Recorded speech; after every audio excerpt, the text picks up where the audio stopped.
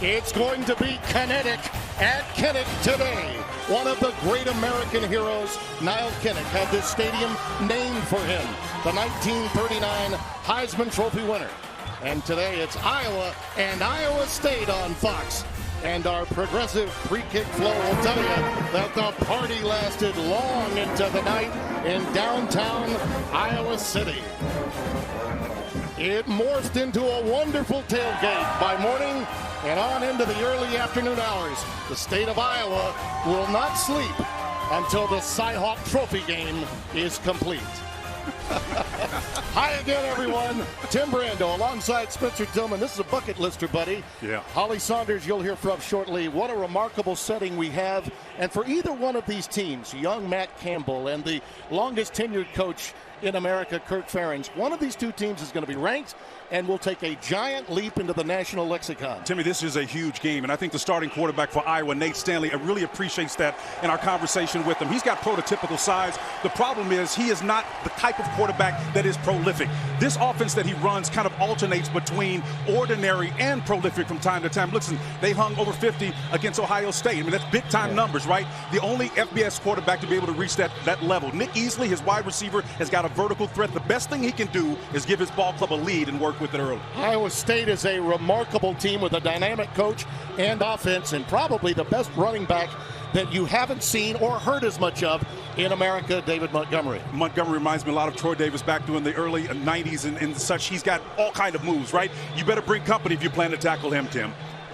Should be a remarkable matchup. Iowa State has won the toss. They have elected to defer. And Iowa will receive, and a welcome sight for us. A welcome sight for us. Sunshine, blue skies, temperature 69 degrees, slight humidity, partly cloudy, and there you see Ferentz, who just passed Hayden Fry as the all-time winningest coach in school history. Did it a week ago in a hard-fought game against a good Northern Illinois team. So consistent, this program. His program's only had 3 athletic directors since he came here as an assistant in '81. Chris Francis will kick it away for the Cyclones.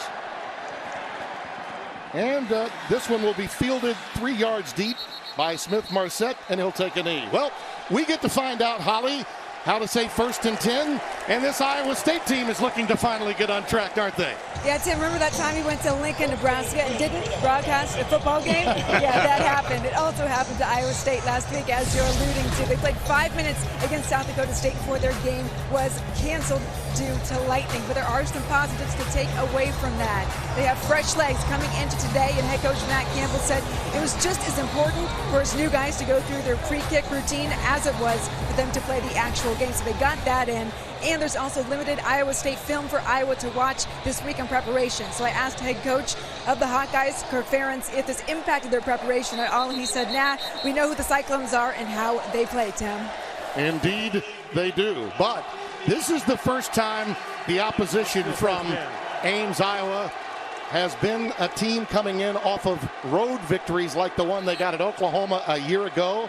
And, of course, they followed that up with a victory against TCU. And to open the game before we even get a start, a delay of game penalty. You know, we're having to wait way too long to start our season. But the good thing is there's not a cloud in the sky, brother. I don't care what's delaying it down there, as long as we're playing on the field. I still don't get to say 1st and 10. It's 1st and 15.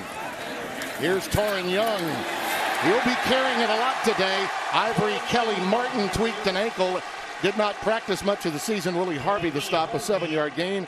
As you look at Nate Stanley, had that big 5-touchdown performance against Ohio State, played well in the overtime win, 44-41 in Ames a year ago, but he has not reached 200 yards, Spencer, since that Ohio State game in passing. Only 47% completion rate a week ago. That's not going to cut it today. He's got to have at least 60% completion to win this one. It's Young again. Stopped this time by DeAndre Payne. And let's get Tillman's takes for today's game. Well, early on, they put the ball on the ground and run it, which is no surprise. But I think in terms of Iowa right now, it's about protecting their quarterback, Nate Stanley. As you said, that 47%, that won't be a factor. As they get their ground game running, it's been backs by committee for the most part for them. They need to get something done. And then, of course, to counter that, got to create pressure packages. When they do throw, you got to put some pressure on the quarterback. Keep an eye on Fant as a receiver. It's 3rd down and 4 because of the penalty prior to first down. Stanley over the middle, tipped into the air. Boy, that almost was picked, knocked up. The pass was intended for Emir Smith-Marset. Yeah, but Mike Rose was in there in the middle of that linebacker position. Remember, he's taking over for Joel Lanning, who last year was the captain of this team, played on both sides of the ball, Timmy. Right now showing signs is the linebacker in that Mike position early on. That's the kind of coverage they're going to need today. John Haycock, the defensive coordinator, was one time at Army. He's been with Matt Campbell for quite some time. His defense really was a difference maker a year ago in the Big 12. As you see, Rastetter booting it away, and the left footer gets it end over end inside the 30 and will roll dead at the 28-yard line. That's a 43-yard boot. Kyle Kempt, he was a 4th-string walk-on before he went to Norman. And look at what he's done since. 130 without an INT. Well, he's impressive. He's put on 20 pounds, Tim, and he really looks the part right now. He doesn't have all the measurables as Stanley, but what he does have, he's extremely accurate. And you pointed out he's got Montgomery back there. And we know the best friend of a quarterback that may not have all those assets is to have a solid run game. He's a big one, 6'5", 224. Out of the shotgun on first down, over the middle. That's Montgomery. They'll use him out of the backfield quite a bit. He gets it out to the 32, 5-yard pickup. And let's get Tillman's takes yet again. Well, the early part here is about establishing a deep threat. Even though they go to the ground, they're still working the passing game. And ironically, getting into the running backs when they go 4 verts. And then contain Montgomery. They haven't been able to do it. Hadn't had a shot on the ground. But even in the throw game, he's dangerous, Tim. On second down, underneath yet again. Wow. There goes Deshaunte Jones. He got the touchdown that didn't count a week ago against the Jackrabbits of South Dakota State. Nick Neiman, number 49, runs him down. That is a healthy gain of 28. Well, Coach Campbell told us one of the things they've got to do with Deshaunte Jones and Hakeem Butler, his other battery mate at the X position, is just get the ball in their hands, Timmy, on some of those little intermediate routes and let them work it down the field. And you can see they're dangerous once they get it under their arm. Matt Campbell is calling his own plays. He lost his offensive coordinator a year ago. Why not give it to Montgomery? He will break tackle after tackle. That is probably his greatest asset. His ability to find yardage when little should be there. O.J. Mudia, number 11, the cornerback from Farmington Hills, Michigan, comes up to make the stop for the Hawkeyes. Mudia had him dead to rights, and you can see that didn't look like it was anything special, but it obviously was prevented a 2-yard loss there. And Montgomery's just something special. Even a nondescript run like that, he saves your high. Here's a formation you're going to be looking for today. There's going to be something that's going to give some problems to this Iowa back end. Started with trips. Montgomery now peels back as the setback, and will take it up the middle. He pierces the 35 and down to the 31-yard line. Talking about those missed tackles, he's proven himself to be one of the most elusive in 2015. Look at these names. Fournette of LSU. The next year, Dalvin Cook of FSU. But last year, it was Montgomery, setting a new record, tracked by Pro Football Focus with 109 forced missed tackles. So when you hear people talk about putting your foot in the ground, you saw it a couple of times on those cuts. It's really tough to put him in a phone book and bring him down. Iowa, primarily a zone defensive team. And it's Montgomery again forging ahead. Look at that push, Spence. And this is the inexperienced offensive front that coach says he was not quite sure on. Boy, they look sure and intent as they move the chains and get the first down. And in doing to the Hawkeyes what the Hawkeyes wanted to do to the visitors. Wow, look at the big guys up front, Timmy. Right here, there's the push that's coming right in the middle. The if route. Underneath that, the big guy's uncovered. He's free to come around and make a tremendous play. Spencer, you'll notice that Julian Good-Jones, number 51, has moved over to center from tackle. They had a freshman that they weren't sure could handle this kind of pressure from that stout Iowa D. So they've shaken up their offensive front, which Campbell says is the key to their success this year. Over the middle, again, it's Montgomery. adept at coming out of the backfield. Boy, what a future he's got inside the 20. Down to the 17-yard line, a gain of 8. Neiman had him down on that strong side, number 49. But you can see once again, Montgomery, he is so elusive. He's got great balance. And you mentioned he kind of reminds you of Barry Sanders with that low center of gravity, how he spins out. But he's special once he gets up the field. Second down and 2. There he goes. Inside the 10 for a first down. Or excuse me, the 15 for a first down, about 3 yards away after a 4-yard pickup. See, the disappointing thing right now, if you're Iowa, you're saying, okay, they've come out, hit a couple of pass plays, won them to the backs. They've mixed things up tremendously on the offensive side of the ball as they try to get a handle on what's going on with the stop unit. Here's Phil Parker. Yep. 20 years he's been at Iowa. 7 of those as defensive coordinator. Originally a secondary coach. Outstanding collegian himself. Strong ties to the Big Ten at Michigan State. There's Crony, and he's stopped at about the 10-yard line by O.J. Mudia again. O.J. Mudia playing that field corner position. It's really lonely out there. Even when you got a balanced field, look, it's a lot of water out there. That elusive running back can make it be intimidating. You can see him coming off the top here. Here's the angle that he's got is really nondescript, but he's able to play very safe and with integrity. That is his head up the field, so he forces the running back to go nowhere but up. There he's got help. They actually marked the ball back at the 12-yard line. 2nd and 9. We've got tall Hakeem Butler in the slot to the bottom of your screen. Got the back. A little wheel route. It's Groening. Inside the 5. Powers his way to the 2. Hankins makes the stop, the sophomore from Louisville, Texas. Look at the back here. When he comes out of the backfield, you're going to watch. He comes across the formation and heads this way instead. Just a little check route. Does a nice job of creating leverage on the inside out. Tough to tackle him. Newman had a chance to do it. Just couldn't have the speed enough to bring him down. Great elusiveness. The ball settled in that right hand so that he can have the left hand free to fend off the defender. Listen, it was vital in Iowa State's mind to get out to a quality start. Maybe get the lead and dictate pace of play. This is the 10th play of this drive. Play fake. Wow. To the corner, well defended and isolated. As you saw on the receiving end, that's Dylan Sainer, one of the tight ends, and both of these teams use a bundle of them. Hankins was in a one-on-one situation in space, made a heck of a play. Matt Hankins just played with leverage, and that's just how you do it. You got a big tight end who was losing his footing. Otherwise, that could have been a tough matchup. When I saw the matchup immediately, I thought it was going to be dangerous because when you're giving up 46 pounds to a guy, you're usually going to lose that battle typically. But because of the slippage by the tight end, he brought him down easily. Sean Buckner is the fullback, as you see. And they go Wildcat. Yeah, Wildcat, Timmy. Montgomery behind Sean Buckner. And he stopped at the 1.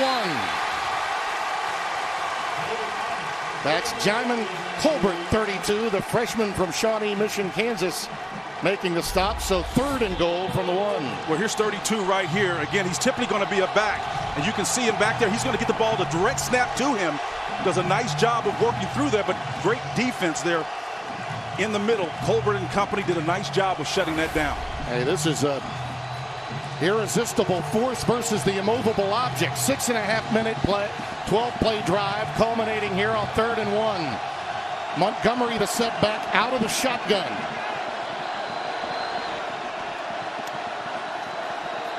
Going for the fade towards Butler, incomplete. He's got a huge size advantage. You had to know at some moment they'd go that route, but Amani Hooker, 21, was right there with him. Amani's just 6 foot 210. That's actually pretty good size for either a nickel or a corner, but the height advantage, Coach Campbell thought he was going to have the advantage here. This little out route here is something that is usually just a 50-50 ball opportunity. The ball was overthrown. Great defensive effort there. Hooker doing a tremendous job of shutting that down. They had 2. They had Deshaunee Jones a little further. They're going for it here on 4th down. Why not? Pivotal play here. Sean Boehner is the fullback. They got 2 tights, Tim. Montgomery dotting the I. And looks like we're going to have a timeout. Iowa calls their first timeout of the half. Media timeout. We shall see what happens on the backside. Just underway here in Iowa City.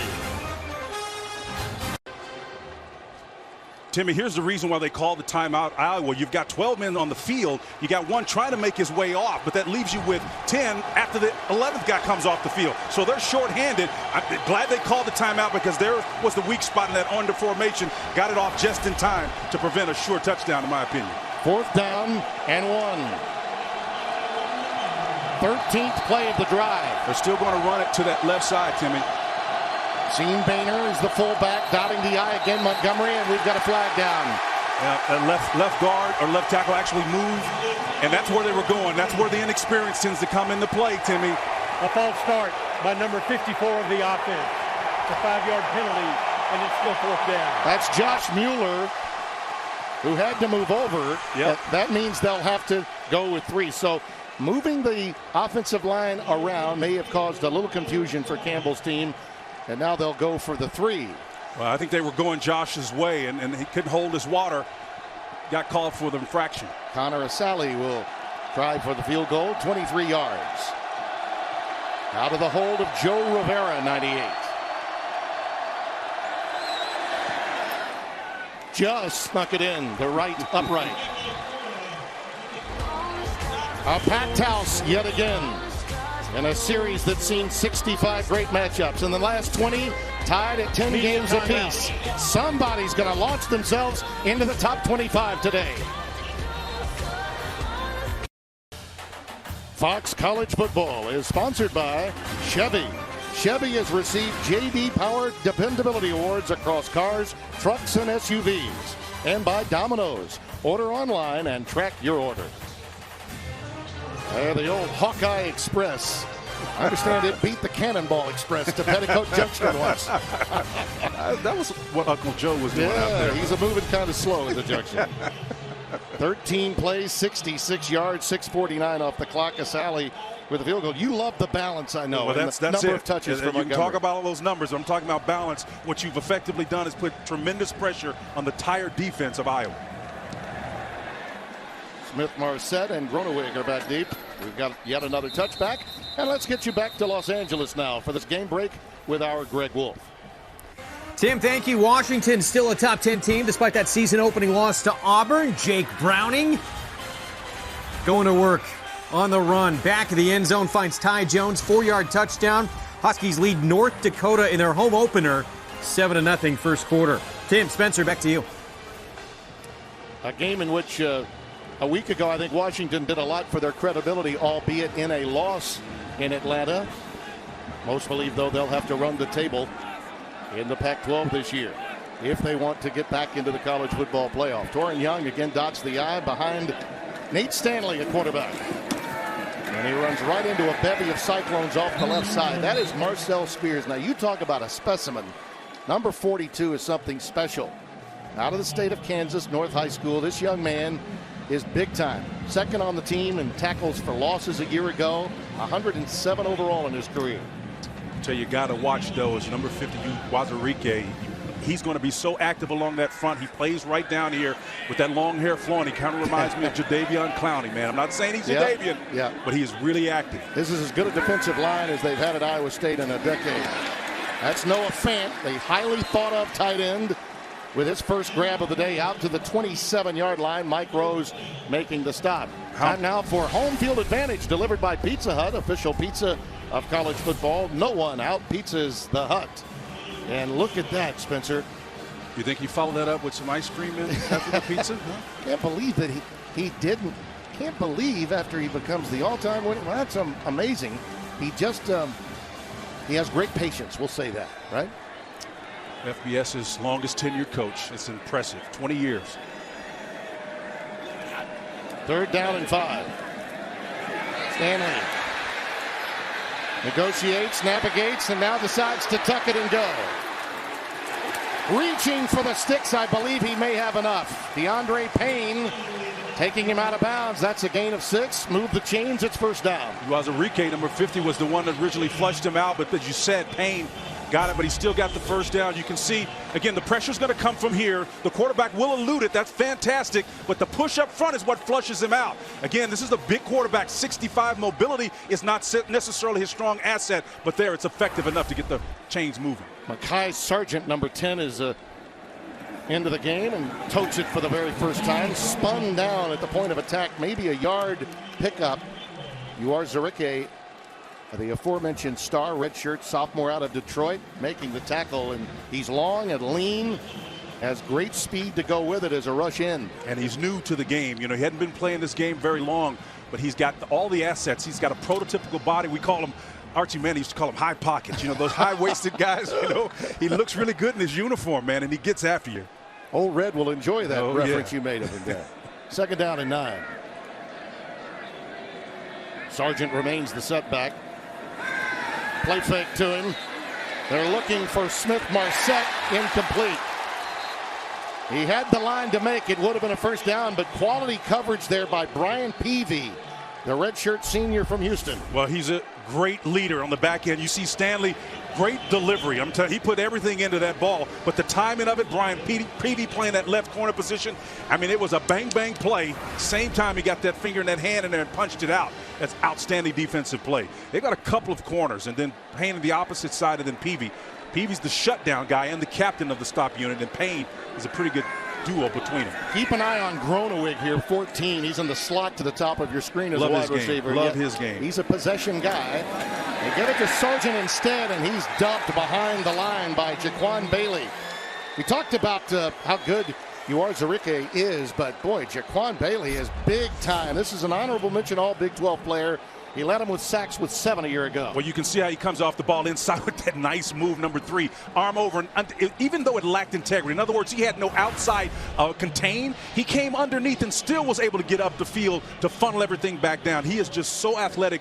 Jacksonville, Florida produces some tremendously athletic, skilled guys. This right here is one of them. Ratstetter will punt it away.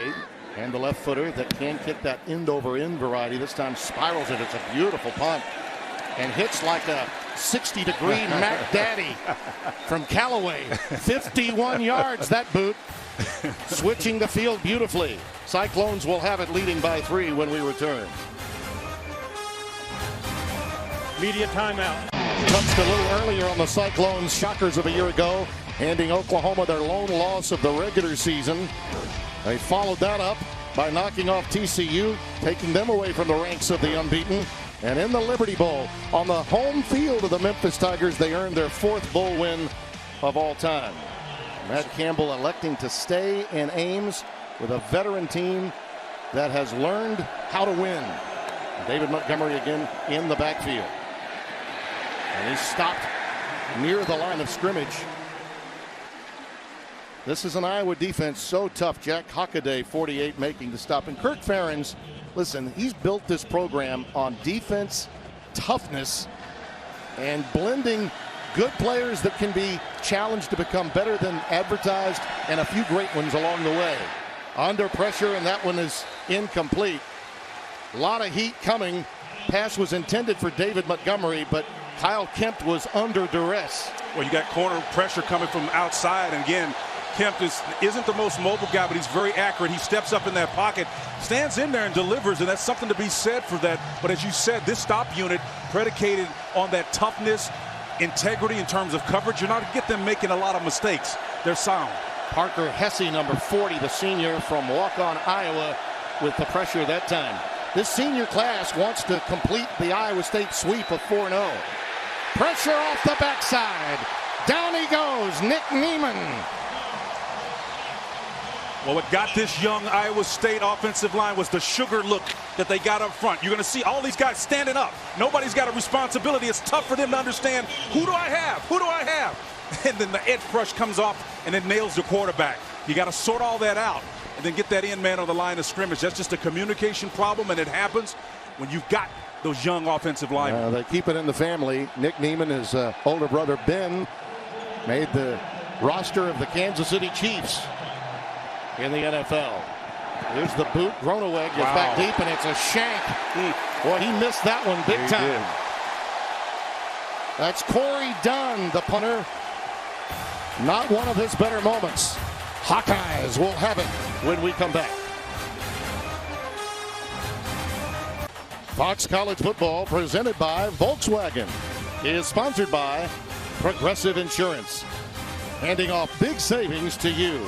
Spencer, give me some of that sugar look that you were talking about going to break. Well, the sugar's just really about confusion. What you really mean and intend, you don't disclose it until the very last possible minute. Here's the guy that ends up making the play, Neiman. He's way out here. It looks like the coverage is going to come from out here, but it's coming all the way from the outside. This slot guy doesn't even recognize it. He's out on the field. He should snap that off immediately and read it like a hot route. But again, well disguised. Tremendous effort there by the Hawkeyes and Phil Parker and that defensive coordinator getting that secondary in the position to make a great play. The other thing you notice is A.J. Panesso, the other defensive end, peeled back into coverage and took away that little crossing pattern, that shallow cross. They did to Iowa State what Iowa State did to Oklahoma and TCU so much last year. Great field position after just a 14-yard boot. As good as a turnover, really, for Iowa. Lofting it for Fant. Back shoulder throw. Outstanding defense. Fans wanted a flag, but no way. DeAndre Payne with a nice one. Fant, by the way, 13 career touchdowns. Well, so here's the deal. This guy right here is 5'10", number one, Payne. And this guy right here is like 6'5", legitimately. Yep. Just great position. Putting yourself between the would-be receiver and then the sideline, that's just good football right there. Even though you don't turn around and identify the ball, yeah, it possibly could have been called, but I think that's just solid defense. 2nd down and 10. Fant comes down to the bottom of your screen, 87. Wow. And this time Stanley keeps it. Uwarzurike makes the stop. Nothing doing. And it's 3rd down and long yet again. You're going to hear number 50's name called an awful lot today because of his assignment. It takes you about a quarter to figure out exactly what they're trying to do with him. But he's going to do a tremendous job. Bryant looks on. Ferentz, the offensive coordinator, he's trying to figure out how can we penetrate down and take advantage of an errant kick to score against this underrated Cyclone defense. After 4 years with the New England Patriots, he came back to coach with his dad. He was a center on that team that beat LSU in the 2005 Capital One Bowl. You can't tell he's not going to be a head coach. No, indeed. 3rd down and 9. They go empty out of the shotgun. Pressure up the middle. He just had to unload it that time. Outstanding pressure from Ray Lima. Pass intended for Brandon Smith, and they'll have to settle for 3 as Lima came shooting through there. Well, you talk about, 310 pounds coming at you. That's tough, man. 310 pounds of mobility, too. You see how he played and finished that, not stumbling all over the place. Usually a mobile quarterback can move to the left or right with good footwork and make a big guy like that miss. But Lima laid on him. Didn't go anywhere. Not fooled. Miguel Recinos will now try a 38-yarder. That one's hooked. Left of the upright and no good. So they're shut down and remain 3 points behind. Fox College Football is presented by the all-new, totally remixed Volkswagen Jetta. There you see the Children's Hospital, which will be the center of our attention at the end of this first quarter. One of the great new traditions in college football. David Montgomery bounces outside on 1st down. Look at him go. That's a 1st down beyond the 30. Stopped by Neiman, 49, after an 11-yard gain. Got bounced out there. Chase Allen, number 11, the tight end, is the one that busted him free. Did a nice job once he got underneath this. You're going to see number 11 downfield, staying upright because he knows the rules. You can't block a guy from the side down 5. Boy, a big opportunity blown by Iowa after a 14-yard punt. They get nothing done offensively and miss a field goal try. And now the Cyclones go empty. They set this up in the first series, Tim. Low snap. Kempt in trouble. He's flushed. Manages to get back near the line of scrimmage, maybe a half-yard shy of it. Stopped by A.J. Epinesa in 94. And ladies and gentlemen, at the end of this quarter, it means it's time for, as we mentioned, probably the greatest new tradition in college football. In its 2nd year, the Kinnick Wave, where everyone here at Kinnick shares a wave on wave. Well wishes with the patients and families inside the Children's Hospital. Pat Green's music plays, and the families and those kids and the 69,000 plus wave back. Take it all in.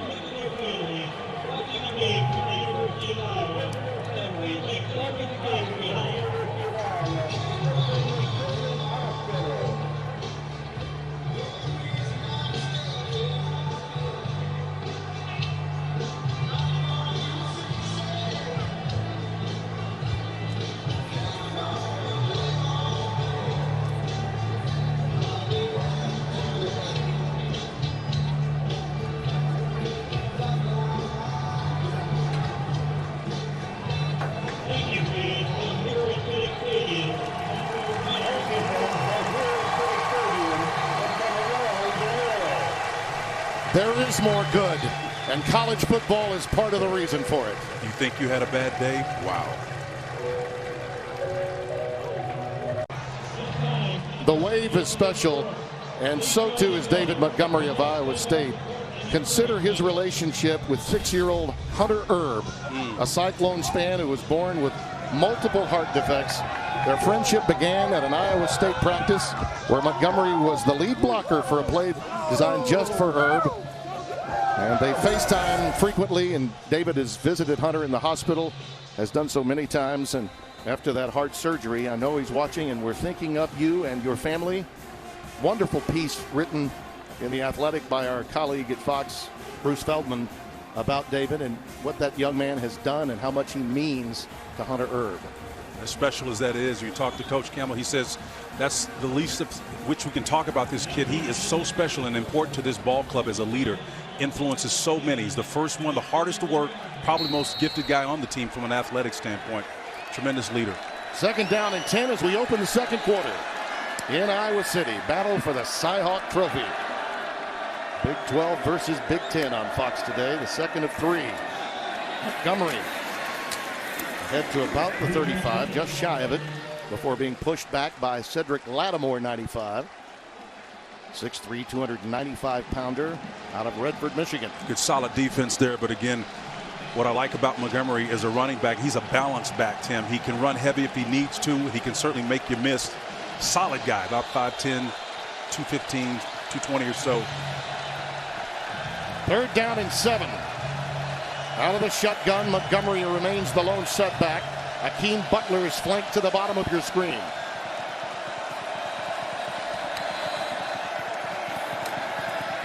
Looking for Butler, and it went right through his hands on the out pattern. Ojemudia was right there with him, and it's 4th down in a punt formation. That looked like a ball that should have been caught. Cyclones played it safe just with the 4-man rush. The ball went through his hands, and you can see Kempt's ability to throw it. He got that right paw on it and just deflected it away. You can see just beyond the outstretched hand. Colbert got a little mitt on it. Corey Dunn will boot it away. Nice eyes, partner. They're still good. Roneweg is back deep. This one, though, will come shorter. And a fair catch is taken after a 37-yard boot by Amani Hooker. The Cyclones leading.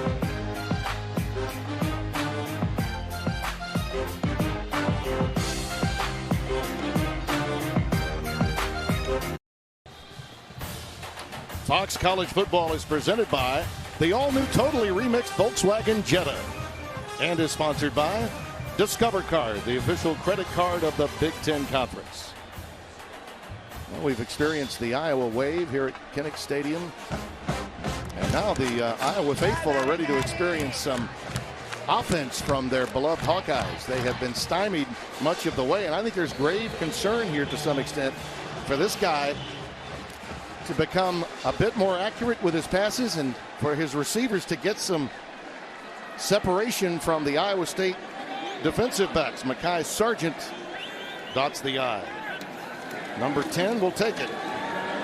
Look at that penetration from the Cyclones defensively. Now, he does manage to get past the line of scrimmage, but Bobby McMillan, 44, one of those Mike linebackers, comes in to make the tackle. Well, Bobby McMillan just put a flash of speed in there, man. He read it and reacted and showed you he's like a dart in there, just weaving his way through to make a tackle. It's outstanding diagnosis of what they're trying to do offensively. You know, they ran away with the game last week largely by going to the ground attack. Toren Young and Mekhi Sargent in the second half against Northern Illinois. They were trying to pass it, but did not do so very well in the first half before winning big over the Huskies. And now more trouble. Pass is incomplete. Late flags come down. I almost thought Iowa State's Matt Leo had Stanley in the grass before he threw the ball, but we do have the flag. That'll be in the secondary, but that doesn't negate Matt Leo's effort. Number 89 was on fire, man.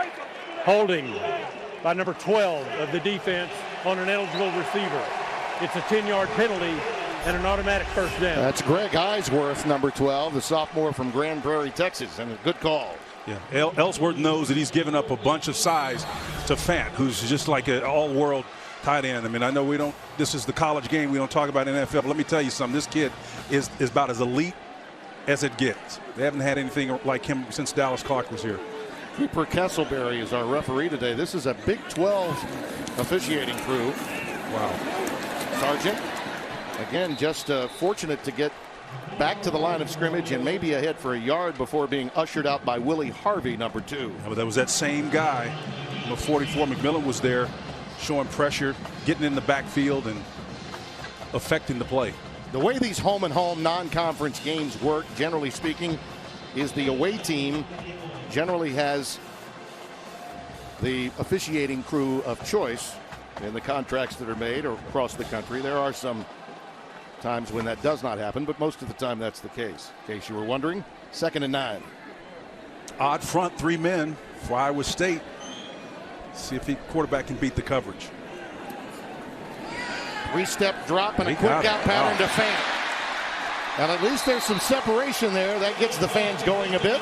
He's out to the 49-yard line. Well, that's beautiful. Lewis. That's beautiful, Tim. And that ball came out so quickly again. Do you see the soft coverage out here? That's what allowed you to get underneath it. The cornerback has got a shuck responsibility. He's going to let that guy go, but the flat area has to be defended from the safety. And he's got to haul you-know-what to get all the way down there quick as he can, but there's a lot of water between him and that back coming out in the flat. A haul you-what? What was that? Got to get there, buddy. 3rd down, a yard to go. Big play here to keep the drive going. And they get it out to the fullback, Brady Ross, following the convoy of Fant. Same concept, different personnel. Yep. Moving those linemen out there, working that side of the field. They think they've got something they can do. It's that up front, the blocking, the protection is there. You can see the numbers. Everybody gets fooled on the right side of that Iowa State line. Just tremendous instinct and play calling by Brian Ferentz. Nate Stanley, Menominee, Wisconsin, his home. We met with him yesterday. He understands how important this game is and to get his offense on track via the passing game. But this has always been and will always be under Ferentz a run-first offense. Young. Wow. Toren Young inside the 40, ahead to the 35 of Iowa State. That's an 11-yard gain. Down on the field looking at Toren Young's body type. He's very physical. This ball is going to come back and work through here. What it really is about is ISO blocking. Everybody's got one man for each person that's on that front, and he does a nice job of compromising any would-be tackler on that other end. That's just heavy running, great footwork by Young in the little hole, the closed area there for positive yardage. They mark it at the 36, 1st down. Young remains in the backfield. Little stretch play coming towards the boundary, and great defensive work by Mike Rhodes. I'll tell you, Mike Rhodes did a nice job of like a heat-seeking nickel getting there from that Mike linebacker position. Watch him, number 23. You can see him working right here. He's going to eventually work his way through there and just read and react. That's all he has. No responsibility, no one blocking him. Go get him. And he did. Just showed you. Form tackle. Wanted to get that head over across the thigh, but I'll tell you something. It worked anyway. Little Spencer Tillman might have broken that, back in the day, or leaped over it, perhaps. I'd have put him in my hip pocket, I'll tell you. 2nd down, 11, after the loss of 1. Stanley under pressure again. I think that ball was in the air. I think they're going to say his arm was moving forward, so not a fumble. The hit was by Marcel Spears, and it was a big one. I think they're ruling it a fumble on the field, however. Well, Spears got to him, man. He got to him really quickly. They ruled it a fumble. Jaquan Bailey is a fumble recovered by the defense. Jaquan, number 3, comes away with it. Check the arm here. Yeah, here's Spears. Is under further review. If it's not going forward, that's going to be ruled a fumble. It's going to be upheld. I think it's going forward, Timmy. I do too. I believe that this one will be. I think they'll reverse this one. I do. I believe Dean Blandino, though, can help us out, our resident expert in Los Angeles. Dean, help us out. Yeah, this is the issue is the hand coming forward with control. And if you look at this here, watch the right hand start to come forward with control. As soon as that happens, you have a forward pass. This should be reversed to an incomplete pass.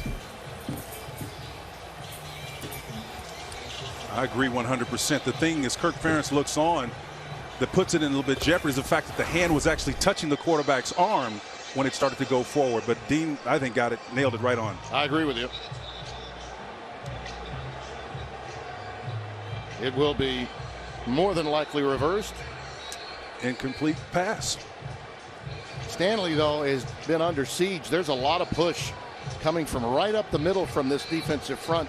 And we haven't said enough about what John Haycock has done and what he discovered midseason last year at Iowa State in terms of going to this 3-cloud, 3-safety over the top, and what he's done with a 3 down lineman, additional linebackers, and safeties, Spencer. It's really wreaked havoc across the Big 12. It really has, and we haven't seen a lot of it lately. Probably won't see very much of it in this game, but you're absolutely right.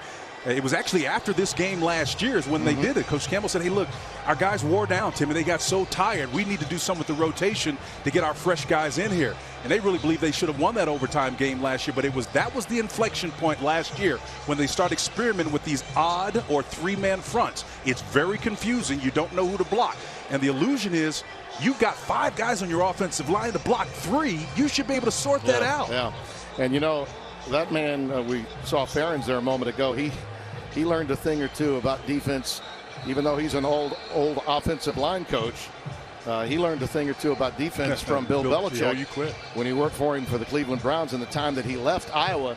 And Spencer, as I look back on that period in his career, that's when Belichick started changing his defenses based on who the Giants were going to play under Parcells, right? Well, he learned something. And then on to Cleveland he went. And anybody that worked for him on that incredible staff, Nick Saban was also on it. It's pretty incredible to learn as much as they did defensively during that era. Well, you got to get fired one time before you learn anything, and that's exactly what happened when he left Cleveland. That's where he changed everything. After further review, the ruling has been changed. The passer's hand was moving forward. It's an incomplete pass. Oh, we're 1 for 1. There you go. On the 37-yard line, please set the game clock to 10:32. 10:32. Well, they put the reviews in to get it right, and they did in this case. So 3rd down and 11 coming up from the 37-yard line for Stanley. Now, you don't mind that when a game where it's fairly close and the pace of it has been pretty good, despite the fact that there are really no spread concepts being generated here today. This has been a pretty fast-paced game. Get the call right. Amir Smith-Marset, the speedster, number 6, split wide to the top of your screen. Groeneweg, number 14 in that slot.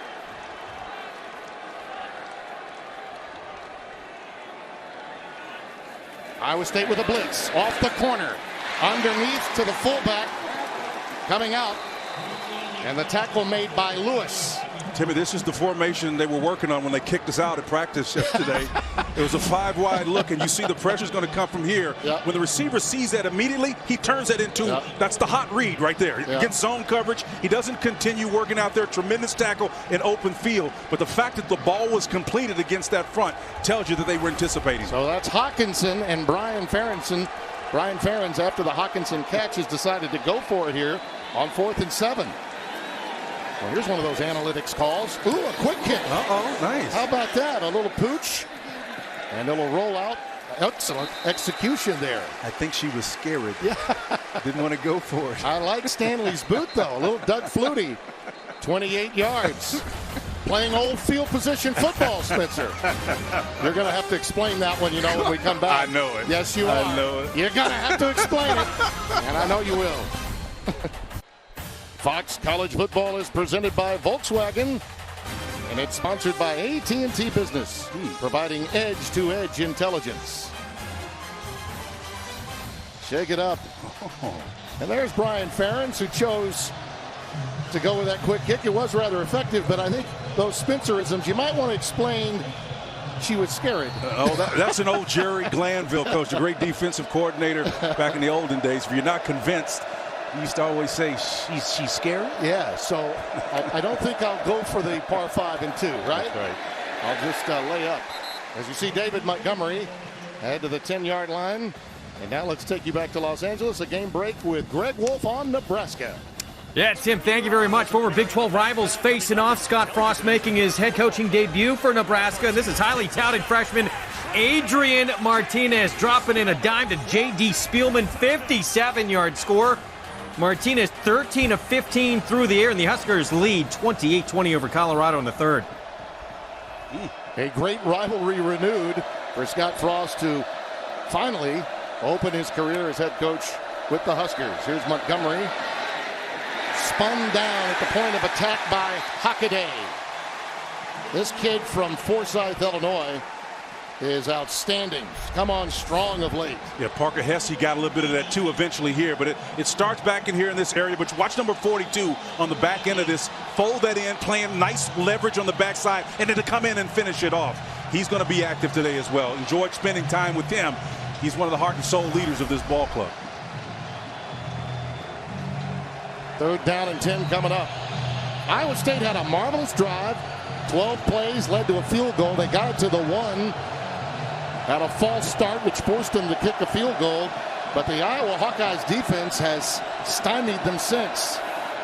Out of the shotgun, Kempt's pass is caught. That's Matthew Eaton, 23.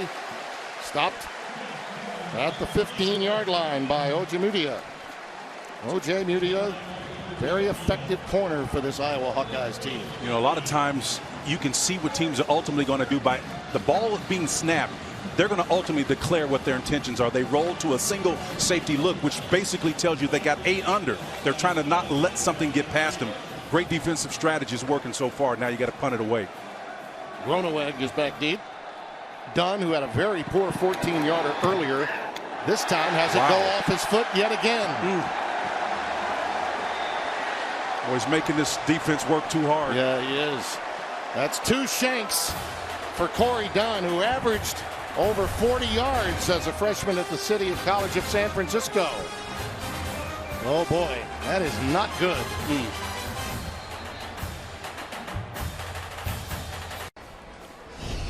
Fox College Football is presented by the all-new, totally remixed Volkswagen Jetta. A picture of consistency here at Iowa Kirk Ferentz, and Holly has more on his patience, right, Holly? Yeah, Tim. You mentioned at the top of the show that last week's win for Iowa over Northern Illinois was a very special one for Kirk Ferentz. Well, it's because it was number 144, helping him pass his predecessor Hayden Fry for most all-time wins at Iowa. Pretty special. So how did he celebrate? He said he was going to splurge with an extra scoop of ice cream. Just really cut loose, guys. We also found out that he never made it to the ice cream shop. Maybe later tonight, Tim. Somehow I always manage to get my ice cream when I'm told I need it and deserve it. There's Toren Young stopped by DeAndre Payne. I think they settle on making it to the end zone right now. That'd be enough. Yep. Well, really, no offense midway through this second quarter. Iowa State's 84 total yards. Iowa just 49 total yards prior to that snap. Remember, no Ivory Kelly Martin because of the injury, and that hurts them a little bit, particularly in the passing game with their running backs.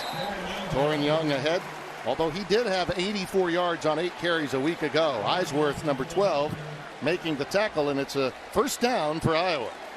Well, Ellsworth is coming from that deep, strong safety position. Boy, he just shot through there. He's been active on a couple of plays, and you got to be fierce if you're coming from depth to make a play and run force. And Greg Ellsworth has been there twice. Came to play today.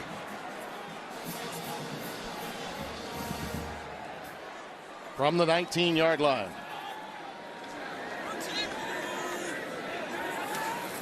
Hockenson in motion, play fake, flooding the zone, and it's Hockenson. He went in motion, came back the other way as a safety valve, and Lawrence White, number 11, made the tackle, a gain of 6. Well, the safety was on the play side. Ellsworth that comes this way. That was the guy that got beat on the play. It came back the opposite direction, went right past him. Nice job of reading it. Touch on the ball allows the big back to make a nice play. Eisworth did come with some pressure there late. That's the first time they've entered the red zone today, Iowa. Young remains the setback. Fant down at the bottom of your screen, 87. This is his country right here. Oh, ball nice. was tipped into the air by Spears, and it's incomplete. Got his big mid up there. Pass was intended for Hockenson. Spears living true to his name. 42 spears that ball and pokes it. Gets that right hand on it. Deflects it away. Almost still made a great catch. It's nice defense right there. Doesn't get any better. They use so many tight ends. Both of these programs, too. You'll see Byer, Fant, Hockenson, Nate Weeding, 39. Stanley with 4 straight completions until that one went awry off the tip. 3rd down and 4. Nothing doing for Toren Young. Lawrence White comes up with some run support, and it's a field goal try yet again. One has been missed already today by Miguel Recinos. 2 errant punt opportunities gives Iowa excellent field position. Not able to come away with points on the first one. This one here yet to be decided. But what a defense by Iowa State. Unbelievable, man. Both of these defenses dominating this game. Corey Dunn has had 1 punt of 14 yards, and that last one was 13. And to this point, Iowa has not taken advantage of it. And just late, they get a little bit of a draw, and he gets it through. And we've tied the game at 3, a 31-yard boot. Coming your way on the State Farm halftime, Michigan finds their offensive identity in a bounce-back win. Jonathan Taylor reminds folks he is a true Heisman candidate. And the SEC East with a critical Week 2 meeting in the Palmetto State. Tim Spencer, we'll see you at the break. All right, Stoner, thank you. Here's your new offense at Michigan. Give the ball to Karan Higdon. Let him go. Let him go, and man. Tote it. Fun game, I know, for our friends. Marco Murray, who's joined up with Petros Papadakis and Justin Kutcher earlier today. I know they had a great time at the Big House. Well, that's a touchback. And it'll be 1st and 10 when we come back. It's time now for our turbocharged players, sponsored by Volkswagen. These two are rarely seen in slow motion. Look at that. Outstanding numbers. And again, you look at the running back comparison. 10 rushes, 31 yards. It's almost dead even. About 0.7 percentage points between the average. No touchdowns. So this has just been a dogfight, man. Defense, a couple of errant punts, keeping Iowa in this game. Iowa has run 25 plays for only 64 total yards. But Iowa State, thought to be a much more dynamic offense, has also been stopped in their tracks. Outstanding defense here with a late flag in the backfield. Montgomery wrestled down, thrown in an area where you'd think holding would be the call. Amani Hooker and Parker Hesse combined for the stop. Holding by number 11 of the offense. It's a 10-yard penalty, and it's still 1st down. Chase Allen, the tight end, the guilty party. We touched on the possessions. That was a wonderful drive of 13 plays. Were it not for the false start, Iowa State was trying to go in on a 4th down play. And then they settled for the 3, but punt after that.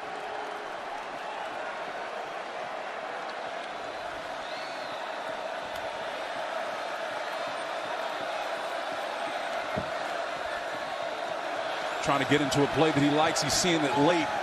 Good thing that they got on the ball early. Yeah, that's some problems there.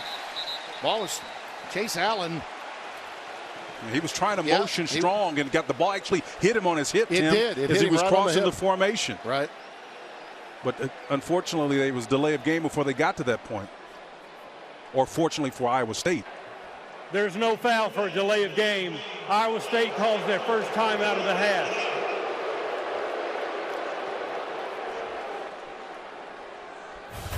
Fans did not like that. Wow.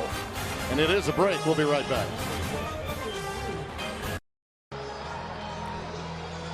Dodging a very critical mistake right there. Matt Campbell's team.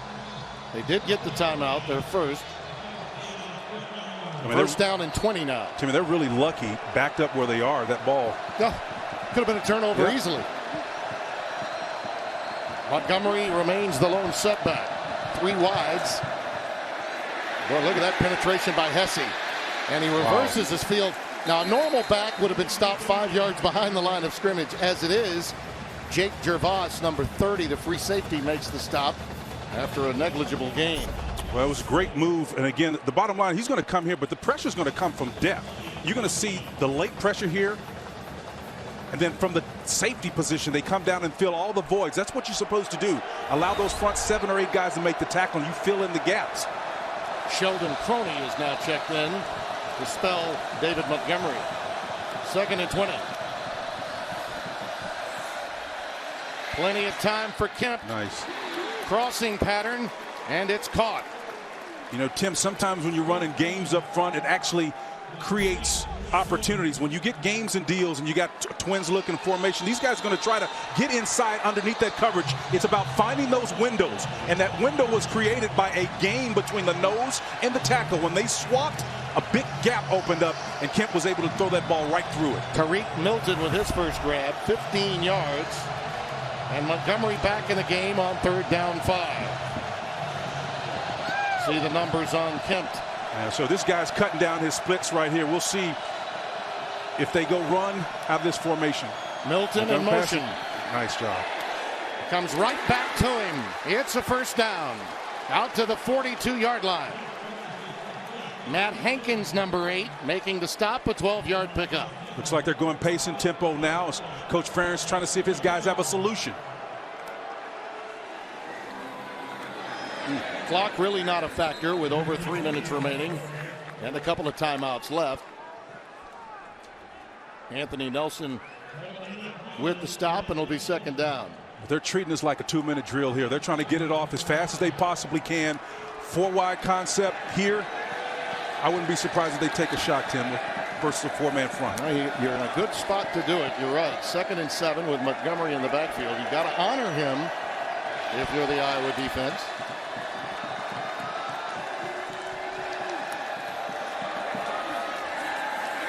Kempt under pressure and dumped. That delayed blitz again, Spence. This time Matt Nelson gets through. He actually broke through off of an initial block. The nose is right here, 96. You're going to watch him again. We put it in motion, and they've got an even front. Just the arm over move to get to the quarterback. That's just overpowering the guy.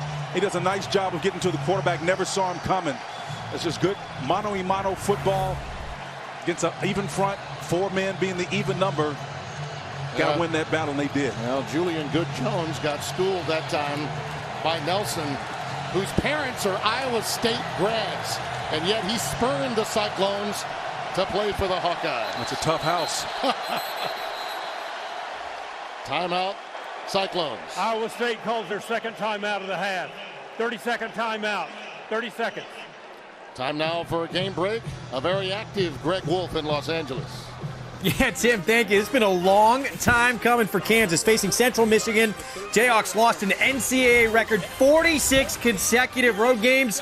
Tony Poljan here picked off Shaquille Taylor.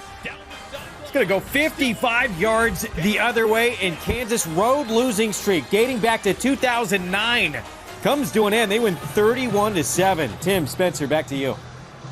Well, they needed it, Greg, because they lost to Nicholls State from tiny Thibodaux, Louisiana at home a week ago. And David Beatty really needed to get that victory for better quality of life in Lawrence. You know, they got a new athletic director there. Our old friend Jeff Long has taken over, former AD at Arkansas. And they won their opener last year, but then followed up 11 straight losses. It has been nothing but futility. They needed some help. Congratulations to the Jayhawks. Yep. 3rd down 16 here for Iowa State. That's Akers in motion, 82. Come back with Montgomery, nothing doing. Fooled no one there. Jaimin Colbert and A.J. Epinesa. Well, there's just so much integrity being played that allowed Colbert to even get in that play with the end guys on the line of scrimmage. Timmy, it's been an adventure for the punters today. Corey Dunn trying to get this one out there the rugby style. Doesn't get exactly what he wanted on it. Situation here similar. Shanks this one to the right. Gives Iowa great field position. They might think about getting another number other than 13. Man. I'll tell you, he's generally thought of, though, as a really outstanding punter. Just a tough day today with 2 shanks out of Australia. Can kick that end over ender. And this time he gets all of it. Beautiful. Yeah, that's more like it. And it goes out of bounds inside the 10. Redemption. I guess he knew he needed redemption from our producer, Jake Jolivet. He called it, man. A 58-yard boot. And he gives us a quality golf clap afterwards. Good punt, mate. Good punt, mate. So many of them are coming out of that country. And what a difference makers. They're difference makers in the game. You know, you can say a lot of times, especially in possession possession games like this one, Spencer, most valuable player could be your punter. It could be, and how ironic that this game is shaping up the way that it has for the first half after the scoring fest that decided this overtime decision last year. This is unbelievable. That last boot was 58. His previous 2 were a combined 27 yards. Mekhi Sargent, number 10, is the tailback.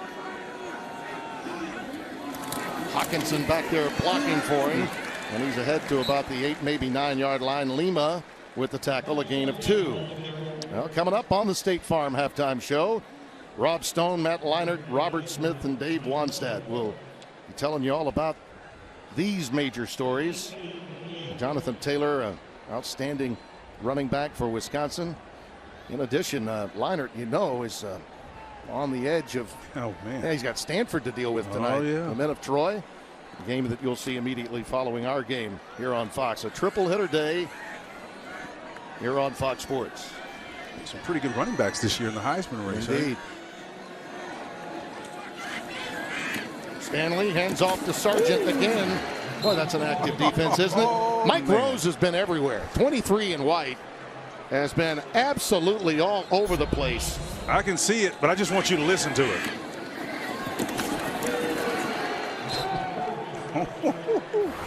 Back in the schoolyard, we used to say hit him like he owed him money. 30-second timeout. Wow. You don't think this is the physical game? Yeah, these guys are coming hell-bent for election. Game clock to 30 seconds. 3-0. 3rd down and 6 coming up, and now Iowa, of course, is thinking about getting the ball back, and it gives us time for the first edition, on the air anyway, of Saunders Wonders. Oh.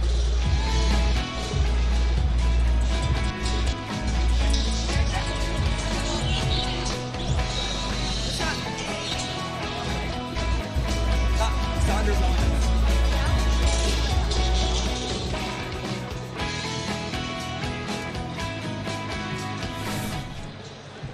So, Holly decided to lay out during her Saunders Wonders feature there. It happens. I laid out most of last week, actually. You did. We never got started, actually. I got a review as one of the best touchbacks I ever called in my life last week. 3rd down and 6. Young ahead to the 15. Greg Eisworth making the stop, number 12. Eisworth has been active, and that can be good and bad if you're coming from that safety position. You find yourself making a lot of tackles. That means that first wave, they're getting past you. But I still think with Lima and company, they've acquitted themselves well on that defensive front. We're tied at 3, and frankly, it's as close as we thought, but maybe a little more defensive-oriented than we had originally thought. That's the score. Let's send you to Rob Stone in Los Angeles, the State Farm halftime show. Rob, take it away. All right, just for the record, games that Tim and Spencer have called this season, I've seen a total of 6 points. Guys, come on, man. You got to up your game as we welcome you to the State Farm Fox College Football halftime show. This rivalry, though, historically delivers tight affairs. 5 of the last 7 games have been decided by 6 points or less. Rob, Robert, Matt, the coach back here with you. Coach is the only one smiling. Oh, he's so happy. Right now. This is wheelhouse material for Wait a Coach. second. Now, last year, what, 41-44, right, final? Last year, smash year. We're talking about this year. Okay. Your halftime highlight, sponsored by State Farm, here to help defense go right. A lot of defense tonight, Coach. Absolutely. And this is nothing new for either one of these two teams. I mean, since last year, Iowa has been 3rd in the Big Ten with the least amount of points given up. Iowa State ended up 2nd in the Big 12, least in scoring defense. So they both played great defense. The thing that's interesting about this, it's a clean football game. I mean, Iowa State has 3 penalties. Iowa's 1. Neither team's turned the ball over. Both head coaches, it's almost like when you look at this, they came into this game and said, you know what? We are going to play it close to the vest, and we are going to let the other team make the mistake, cause the turnover, and give us an opportunity to win the game.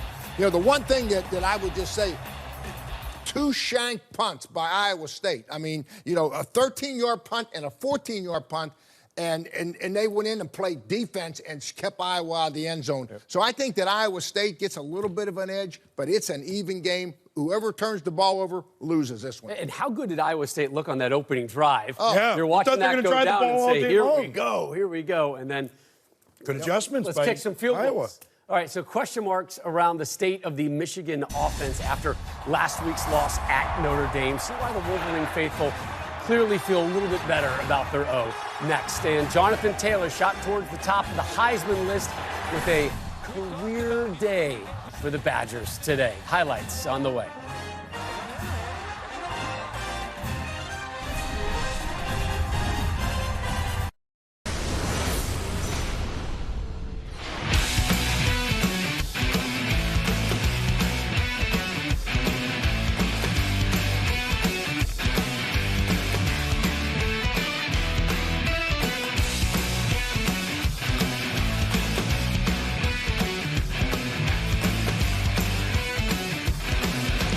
Remarkable setting, and Fox College Football is presented by the all-new, totally remixed Volkswagen Jetta. We welcome you back here in Iowa City. Tim Brando, Spencer Tillman, a game that's been a defensive stalemate. Both teams have really looked good, but you particularly are impressed with the way the Cyclones have really stymied Iowa's offense. Yeah, keeping them to 47 rushing yards. I mean, that's what Iowa does, run the football, right? And the thing I like about it, it's their stars that's showing up. Uwazurike showed up early and often in this series here. Marcel Spears stepped up big time. The inside zone running game was kept in check, as I said, and that's something that's tough to do against this team. Bailey also showed up, so I think it was Torrey Holt, the old NC State great, that coined the phrase big days, big plays, but it is the defensive guys that are stopping them here, and you can see the first half stats bear it out. Look at that, 47 yards rushing for Iowa. I mean, that's it just doesn't happen, man. The thing that you notice most is how each offensive line is being tossed around. Turnovers, nada senor for either team. Time of possession almost equivalent. Now understand this, Matt Campbell's team was down 14-10 in Ames a year ago, and it turned into a shootout late. Both defenses, especially his in his mind, got tired, and in the end it was 44-41 in overtime with the Hawkeyes winning. They've won 3 of the last 4 and 5 of the last 7. Yeah, Tim, and I think Coach Wansat made the point in the studio about those turnovers, and it's noteworthy. Again, we know last year turned it out to be a shootout, but if they stay to form, it ends up being a low-scoring game. The turnovers could be the difference in this one. Kinnick Nwangwu is back deep, and he calls for the fair catch as it goes through for a touchback. And the Cyclones will begin first down after that. Holly had a chance to visit with the coaches at halftime. Yeah, Tim, I talked to Coach Ferentz about their paltry 73 yards of total offense in the first half. He said that they have to get their guys up front going better. They have to block better. It's been too sporadic. I also asked Coach Campbell about their offensive effort. He said that he thought they did a nice job weathering the storm in the first half, but they need to win on first down. They have to. It's their Achilles heel. That's what it has been, Tim. Holly, that's a great point Holly's making. If they win on first, second down, they can get some of those vertical routes they've been talked out of because they're struggling. Kempt, a little curl pattern. They finally get Hakeem Butler involved. First catch for him, and really not targeted that often. They missed him in the end zone early, you might recall, in that 66-yard drive that ended in a field goal. Matt Hankins with the stop, 2nd down and 4. If they can get 2 more yards on first down, 5 or 6 yards, then they put Iowa in a run-pass conflict. That's when they can go 4 verts and throw the ball. Actually a gain of 4. It's 2nd and 6, and Butler down at the bottom of your screen. And he's looking for an ideal pass play to make it work. He's working on Hankins, and he's got a big advantage against him. That time the pass is airmailed. I think at halftime they decided, you know what, 18 is pretty good. We need to find him a little more often in the second half. Yeah, but what they're trying to do right now is discern exactly what Iowa is committed to. And I think what they're going to try to do, maybe when they get in the next favorable situation where it's 2nd and maybe 3 or 4 where you're not quite sure if they're going to pass or run, they may take a shot downfield. Most of those 88 yards on 8 of 12 came in that opening drive that led to the field goal once they were stopped at the 1 with a false start. Tim, they're committed to getting into a pass play that's going to work. Let's watch the combination routes through here. Something like that can work extremely well against this off coverage. 3rd down 6. Kempt underneath to Montgomery. Nothing doing. Well defended. Stopped by Jymon Colbert, 32, the freshman. There's no remedy for good defense. You know, you play in tight coverage against a team. This is their MO. This is what Iowa does. They play it safe to some degree, but there's something to be said for it when you're successful. In a game of dynamic offenses, this has been a back-to-the-future contest to this point. It really is a throwback. It is. Corey Dunn will boot it away. Had the 57-yarder his last try and 2 abysmal punts prior to that. And this one, another one shanked. Good goodness. It does stay in bounds. It gets a slight bounce in Iowa State's favor. 35 yards, but it was an ugly-looking punt. Good field position for the Hawkeyes as they open up at the 34-yard line. Guys getting a little chippy down there, too. Listen, this is a series that has always been big in Iowa, but I dare say now with Iowa State's street cred, we'll call it that, right? After beating Oklahoma a year ago and following that up with a win over an undefeated TCU, Gary Patterson's club, they got swagger now. Matt Campbell has brought that to this program in just 3 years. He had some really quality things to say about leadership. Hopefully we can get that in before the evening's end. Toren Young is the setback. Again, a reminder, Ivory Kelly Martin unavailable. Ankle injury a week ago. There's a nice cutback by Young. Toren Young a first down. Pickup of 11. Braxton Lewis 33 with the tackle. Well, you pay the price when you come into a little corner blitz off that weak side. And again, we'll put it in motion and show you exactly what happens. When number 2 comes into your screen right here, he gets a little bit nosy, trying to play contain, runs right past him. Got to play assignment football, be instinctive. Sometimes your assignment takes you away from what is natural. Be a football player, make a play. That was Willie Harvey that whiffed. Number 2 for Iowa State. Hockenson is the H-back. Blocking here and another cutback. Not as much room this time for Toren Young as he runs into Mike Rose. That was Mike Rose again, shedding, man, and making a great tackle. A lot of times when you got heavy offensive linemen that you got to release from, Mike Rose just did a nice job of shedding the guy that was almost 300 pounds away from him to make that play inside. That's big-time football right there now. Now, this is an Iowa State team without Joel Lanning, as you recall, a team leader, former quarterback, became a linebacker, now in the big leagues playing the game. Well, he left quite a legacy, and so far these young Iowa State linebackers doing the job. Safety valve. Hockenson again. Stopped. And again, a little woofing after that tackle. As Eisworth was back into that strong safety. He's been active, Tim. You've pointed him out a number of times. You can see him. Again, look at how many active bodies. There are 3 immediately right there. Eisworth does the great job of lifting him up off his feet. And you got a couple of Cyclones spinning around him, finishing off the job. Man, that's intentional. And Mike Rose comes in there with a little bit of authority to finish it off. There are a few farms that have some takedowns like that nearby. I love it, man.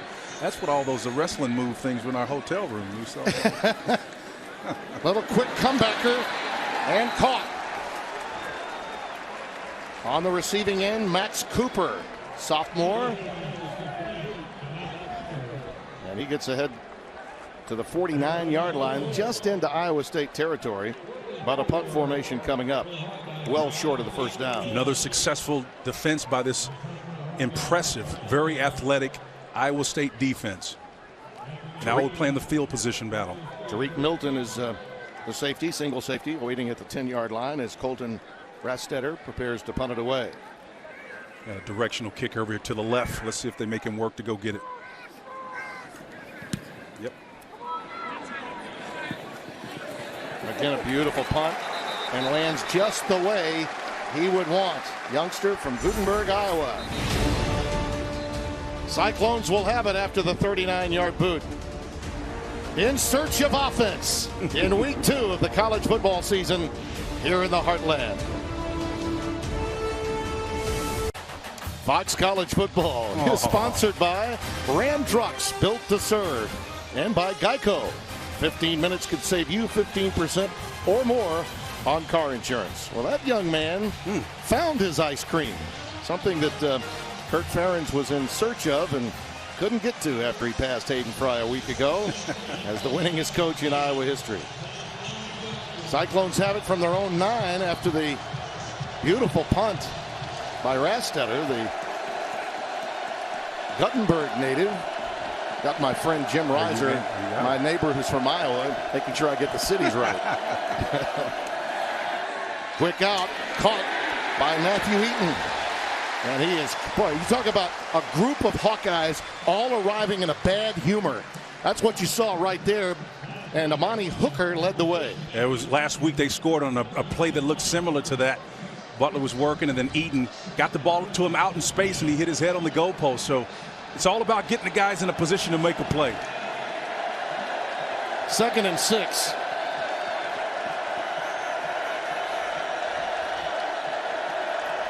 Iowa shorthanded on this side over here. Eaton in motion. Montgomery. Boy, they're so sound. Boy, they are so keyed in on number 32. That game plan Phil Parker had in mind, the longtime defensive coordinator here, and they have been up to the task. And this crowd is really getting into it. Yeah, Amani Hooker just fitted in there like a glove. You know, a lot of times, even when the formation tells you they're shorthanded to his side, those guys know where they're ultimately supposed to be. And Amani Hooker, the strong safety, just filled brilliantly on that last play. This building is everything and then some. I anticipated. 3rd and 5. Out of the shotgun, pressure off the edge. Incomplete. Almost picked off, and a late flag comes down. I wonder if we have a little roughing coming up here. We'll see. Or it could be holding, one of the two.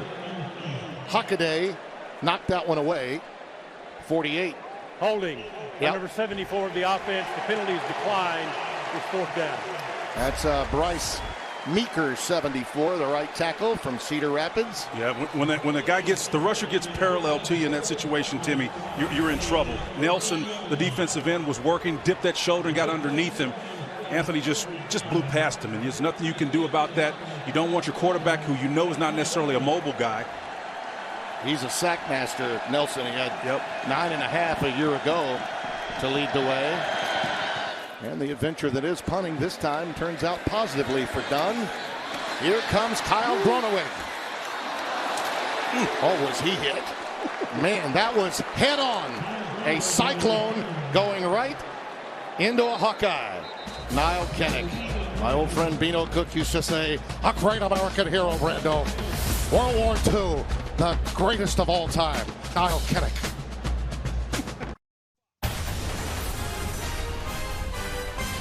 There are just 2 of 4 Power 5 programs whose stadiums are named after former players. The aforementioned Niall Kinnick died way too soon, a World War II hero, and Jack Trison, an amazing story we have shared in the past. You should hear again, Spence. Yeah, he was the only player on the field against Minnesota back in 1923 when he suffered that injury, and because of the times wasn't able to travel back because of the racial context of the times, but later died, unfortunately, from his injury. He was on a train trying to make his way back after that injury. Amir Smith-Marset, the intended receiver, that one falls incomplete. What a great narrative, though. And, this place is filled with great stories like that, and, of course, at Ames. And here, this stadium is just, this is my first trip here. I make no bones about it. I was giddy when we got this assignment. All the years in this business, I'd never called one of Kirk Ferentz's games. I've known him for 30 years. Been here to Carver Hawkeye Arena for hoops, but Spencer, this thing is as advertised. One of the great settings for college football, and intimate too. The crowd is right on top of you, sort of a college football version of Wrigley Field. Stanley over the middle. Amir Smith-Marset. How do you do?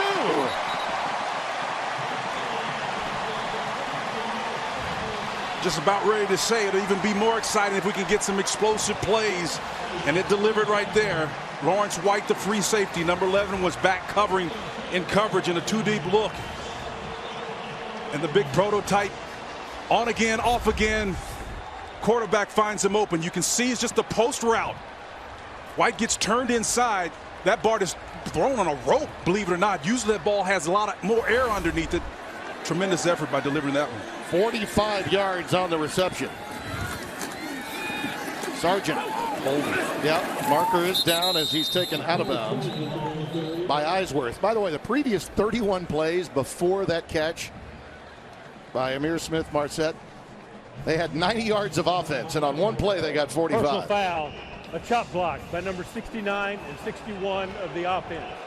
It's a 15-yard penalty, and it's still first down. Now, this is one of those that really bothers the offensive coordinator and former center and guard Brian Ferentz. It's always been there, but now it's really a focus of officials during the offseason, not allowing those blocks below the waist. Yep. I think the greater point, Timmy, here is the fact that these last two plays are a microcosm of what this offense has been like over the last year. On again, off again. Great big downfield catch, and then you come right back with a negative play. Out of the shotgun, Stanley finds Hockenson. He's been very effective both as a blocker and a receiver. Stopped at the 35. Still the line to make all the way down to the 15-yard line. Well, I think this is where the penalty is going to come from. You got a tag block. Yeah. Again, it's a chop block. When you got a guy engaged, number one, you can't do it, but you can't hit him from the side if he is engaged. If you're in that 5-yard window either side, you can engage the guy, but you can't go below the waist and the knee when he's engaged with another blocker. 2nd down and 20. Haven't heard from Nick Easley today. 84 in the slot to the bottom of your screen. Fant at the bottom. And he's looking that way. Checks off and goes underneath to Kyle Gronowick, who impressed you. His hands, his tenacity. This is a youngster that transferred from the University of Sioux Falls. They say we didn't get him the first time they recruited him, but did manage to pick him up the second time around. Well, Stanley's going through his progressions. You can see the eyes flash to the front side. He's going to come back down after there's nothing there and then finds him on the shallow crossing route. The thing that I looked when I saw him yesterday at practice, he's sneaky good. Excellent route runner, unbelievable hands, and probably more athletic than most people think a young player would be. 3rd down and 15. Young and Sargent now. Twin backfield. Little help for protection's sake. That pass is almost picked off. Brian Peavy was right there with the intended receiver, Gronowick. And it's a 4th down and 15. Going back to the hole once again. If you can find your guy off coverage here, it's a nice little inside camp move playing through to the quarterback, so you easily can come underneath that, but the pressure is what precipitated the coverage. It was almost like it was on a rope. That's just a great defensive play. They are going to go for the field goal, a 47-yarder. At first glance, I thought they might be punting it away, but they are going to see if Miguel Recinos can put this one in from 48 yards. His longest of 2017 was from this distance. An equalizer? No. You betcha. Got it. Wow. You sort of talked it in there, didn't you? Maybe.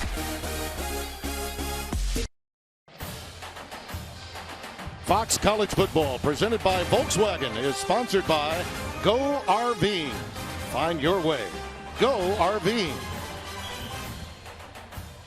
The Cyhawk series began last night on the soccer field. The Cyclones took down the Hawkeyes 2-1 in Ames behind a pair of goals from Casey Opfer and Taylor B. So congratulations to them on that soccer victory. Cyhawk weekend well underway, and the kick goes through the end zone for a touchback.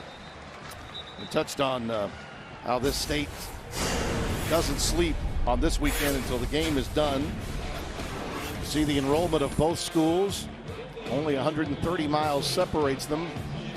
And whether you were landing in Des Moines or Cedar Rapids, you were hearing about this game. And you certainly heard them last night in downtown Iowa City. It's interesting how both of these programs in 2 different conferences have had completely different journeys in Division I college football through the years. And we'll get on that a bit more as time will allow. Here's Groening ahead to the 26-yard line as Chauncey Golston makes the stop, and it's time now for another game break. Greg Wolf in Los Angeles. Tim, thank you. We go to Morgantown, number 14, West Virginia, facing Youngstown State. Heisman hopeful Will Greer, coming off a 429-yard, 5-touchdown opener in Tennessee, finds Gary Jennings Jr. for 11-yard touchdown. Mountaineers lead 14-0 in the second. Tim Spencer, back to you. All right, thanks, Greg. That's a team you can keep an eye on from a scheduling standpoint, in a position to perhaps challenge Oklahoma in the Big 12. Hakeem Butler reels in that aerial from Kyle Kempt, stopped by Hankins. And it's 3rd down and short yardage. We'll call it just under 1 yard. Trying to go tempo here, see if they can catch him. Well, I think they're going to give him forward progress enough to make it. Nick Neiman pushing him back. Very close, but I do think he got the proper mark, and it is a first down. See if he can get it. Here's the line of scrimmage here. He's going to just try to get his nose in there and get square. Yep. I think he's clearly past it, half his body. Now you think about Iowa State through the years and going all the way back to Johnny Majors before he went to Pitt. You see some premature movement, but quickly getting back. He can move. He can get back. Yep.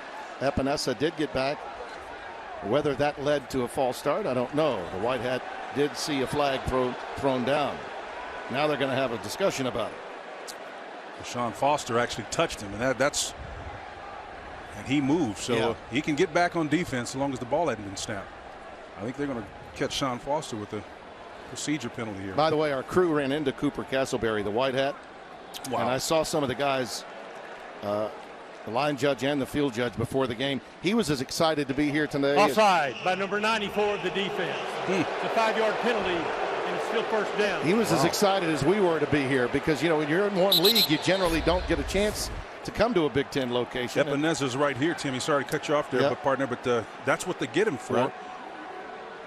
And I think he gets back on. I have to go back and say, once again. You think it got a little touchy there? The tackle when he touched him. He has every right to get back on the opposite side of the ball. So it's first down and 5 after the penalty. A little explanation. And I think that was exactly what Coach Ferentz was talking about. But he got the clarification needed. Montgomery remains the setback, and out of the shotgun, here comes that push again from that interior forward wall. He'll be about a yard shy of the first down, it would appear. We may need earlier whistles as the game goes on. No question. It started right at the half. Just before the half, it started getting a little bit chippy, and you start getting these questionable calls. That's when guys start getting a little bit edge to them. And by the way, that guy was a great competitor at Mount Union. Talk about an outstanding program at the Division III level. 2nd and inches. Matt Campbell looks on, and they go wide receiver screen, and it's taken by Tariq Milton, and he's got a first down. He's out to the 47, maybe the 48-yard line. Amani Hooker, then Johnny on the spot. He's been active back there, particularly on those wide screens, looking for a jailhouse break. That's what they got early in the truncated game. That's a big-time play. How about that record when you're 54-1 as a player? It was always Mount Union and Wisconsin Whitewater in the Division III title game. How about that? 54-1 as a player. That's pretty strong, man. Coached at Toledo. In fact, he won a big game in the aftermath of having a canceled game at Toledo in his final year there before coming to Iowa State. Kempt, plenty of time, and finally flushed. Down he goes. That's a coverage sack. Got to give a lot of credit to the secondary. Epinesa comes away with a sack, but that back end from Iowa did the job. Yeah, here. It was an inside game, too, here. Epinesa, you can see him coming around the opposite side. That's what caused it. A.J. Epinesa did what we call a nose tackle stunt. He came open. It was late. The coverage was there, but did a fantastic job trying to find him. His eyes are looking downfield, but again, he sees the color flash, Nelson in front of him, Epinesa on the opposite side on the delay. It's tough to get outside of that, man. 3rd sack for minus 25 yards for the Iowa defense. Another late blitz by the safety. On the curl, it's caught just inside midfield at the 49. Landon Akers on the receiving end. Cedar Rapids, Washington High School. Redshirt sophomore with an 11-yard pickup. 3rd down and 6. Butler checks back into the game, 18, the wide receiver. Keep an eye on Kempt. Looked like he was kind of hopping around there for a second. He came down on that ankle, I think, gingerly, after that sack a moment ago by Epinesa. In traffic and caught. Yeah, but shy of the first down, 2 yards shy to Chase Allen, the tight end. Well, Chase Allen made a great hands catch. One of the things is Kempt kind of limps around there. That ball was on a rope.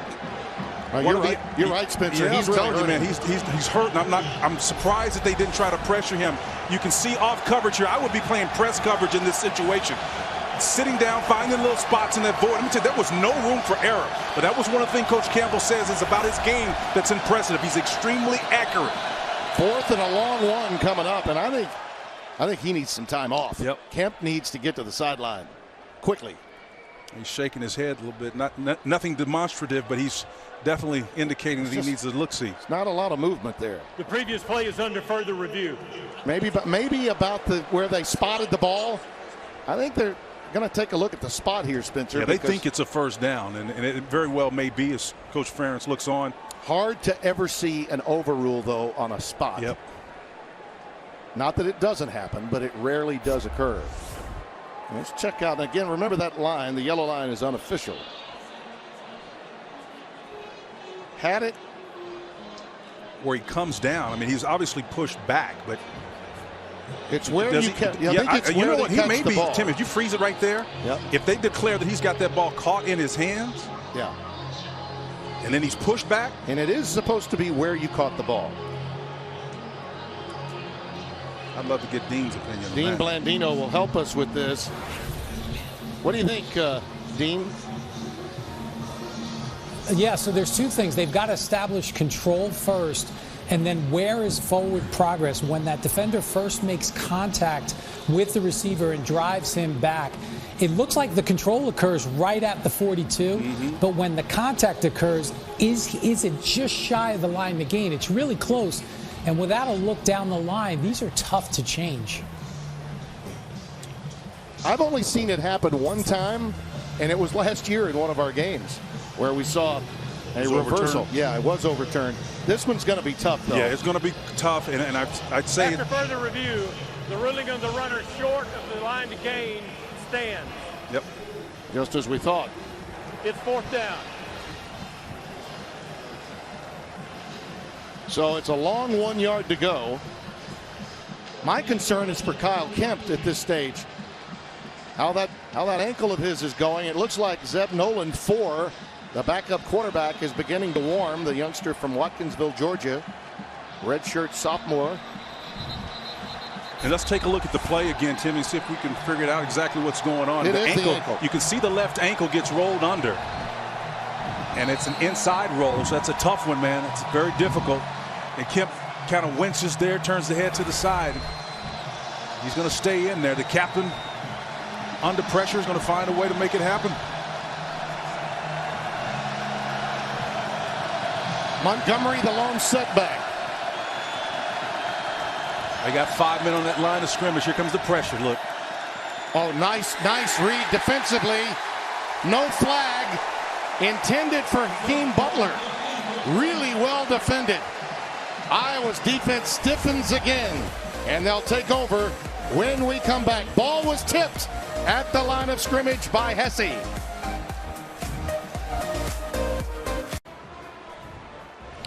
Coming up next, two Pac-12 powers go at it. Bryce Love at number 10 Stanford battle freshman J.T. Daniels and the 17th ranked Trojans of USC. Right here on Fox and the Fox Sports app. Now the Cardinal, a power team, as you know, and Bryce Love, outstanding back, and you see they're working on the quarterback who injured himself, Kyle Kempt, in that last sequence. We'll see what happens when they get the ball back. But for now, it's first down with Toren Young in the backfield after the turnover on downs. Young forges ahead to the 45-yard line. And Smith Marset, we should also mention, is sitting along over the sidelines. It may be his shoulder after this big catch that he made for 45 yards. It eventually would lead to 3 after the penalty on the following play, and it looks like his shoulder pads are off for Iowa. And you see him grimacing and holding that left shoulder after the tackle by Lawrence White was made. A lot of times when the guys are going down, they're in the grass, they really can't break their fall with the free hand, so they fall dead on their shoulders. 2nd down and 7.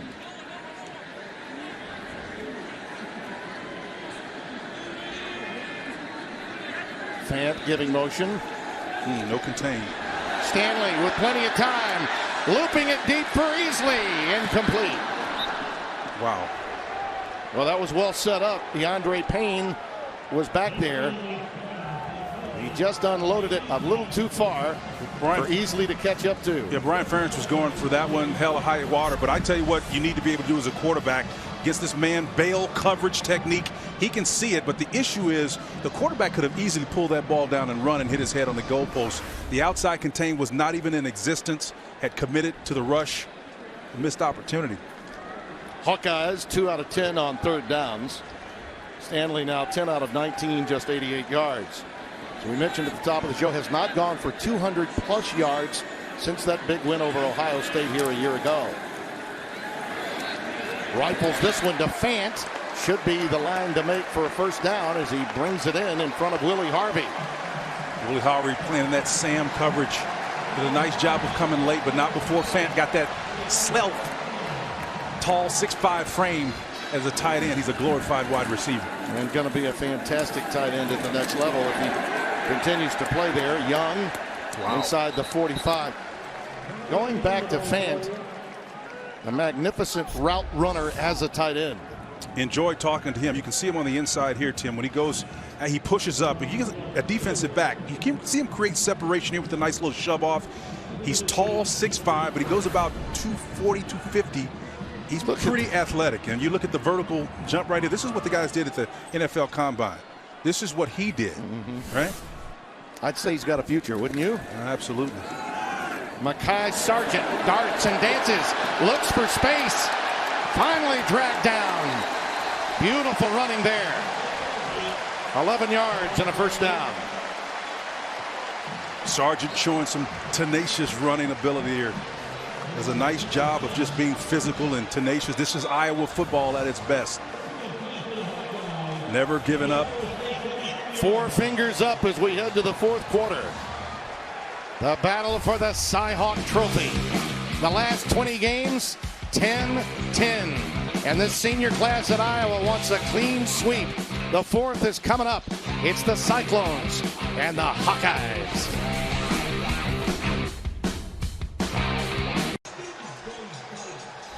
Fox College Football is presented by the all-new, totally remixed Volkswagen Jetta. Kirk Ferentz's club is only up by 3. But Spencer Tillman, as we open the fourth quarter, this is an offense that is opening up a little bit. And if they could get a touchdown, you would think with the way their defense is playing, they're going to be in great shape. Iowa's on the run. You know, that's 76 yards in the first half. They've got 96 in the quarter just completed in the third. So they're tripling the amount of the passing department along. That's where they've made their significant gains in this quarter. First play of the quarter. And Mekhi Sargent gets ahead for about a yard, maybe 2. Braxton Lewis, 33, making the stop. They'll call it just a 1-yard gain as he was ushered out, second down and 9. The willingness to open it up, even though Amir Smith-Marset apparently injured his shoulder on that 45-yard catch, is at least something that the Iowa State perimeter's got to be thinking about. Easley remains in the game. Fant has made 3 big catches, 1 on this series. Yes, partner, Easley is the guy that they've got to be concerned about. He's the home run hit. A single safety look right here tells you that they're going to play more man-type concepts, at least to the field. Play clock down to 1, but they do get it off for Easley. And he became more of a defender that time as DeAndre Payne was locked in on it, number 1. And Easley became a cornerback here. Yeah, and again, great coverage by Payne, playing man coverage, turning and locating the ball and owning it as much as the receiver. Easley had to become a defender on that play. Well, Payne, along with Peavy on the opposite side, those are 2 shutdown corners, in my opinion, 2 elite corners in this conference. Max Cooper, number 19, checks back into the game. He was targeted once earlier. Brandon Smith is up at the top of your screen. 3rd down and 9.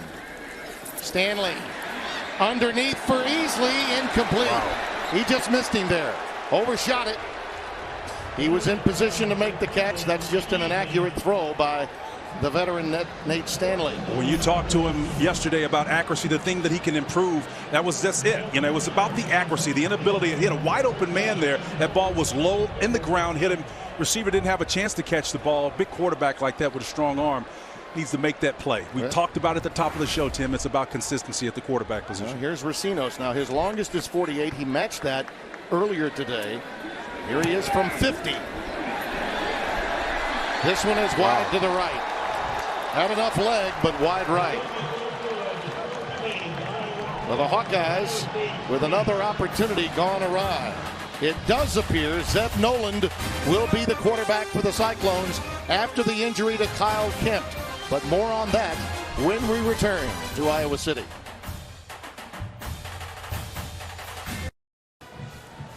Fox College Football, presented by Volkswagen, is sponsored by Discover Card, the official credit card of the Big Ten Conference, and by Coors Light, the world's most refreshing beer.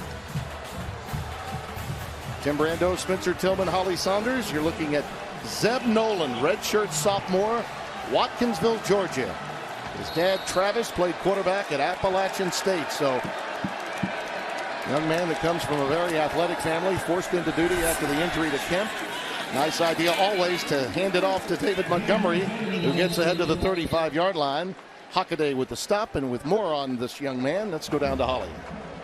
Thank you, Tim. Yes, the latest here on the sidelines. I've been watching him very closely. He's walking gingerly on his left leg. He's up and about. He was part of that last huddle, but you can see they taped his left leg up really, really well. He's taped all the way from the hamstring up to his thigh. So not going to speculate as to exactly what kind of injury that is yet. You can see the tape, but he can barely put any pressure on it, Tim. Yeah, you can also see he was asking to go in, and the trainers were saying, no, you can't go. Yeah, that's a disappointing moment because he's waited so long, got the 6-year medical red shirt, thought he would play. Unfortunate. Yeah, let's hope that it's nothing serious. This pass thrown towards the back shoulder of Eaton, but airmailed incomplete. Back in coverage was O.J. Mudia, number 11 for Iowa.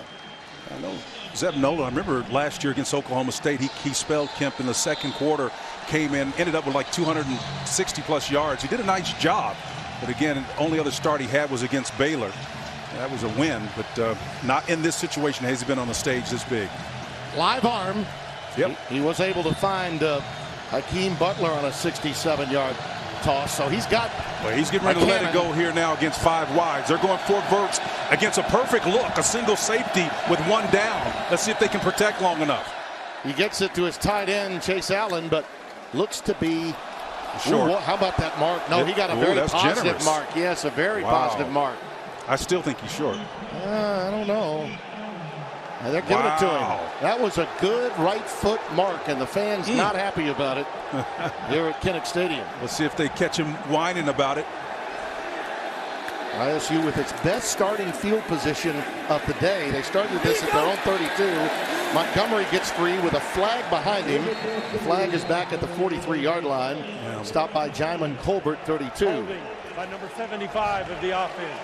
It's a 10-yard penalty, and it's still first down. Sean Foster, the guilty party. And here's the previous play, Timmy. There's the first down line right there. Let's see if he makes it.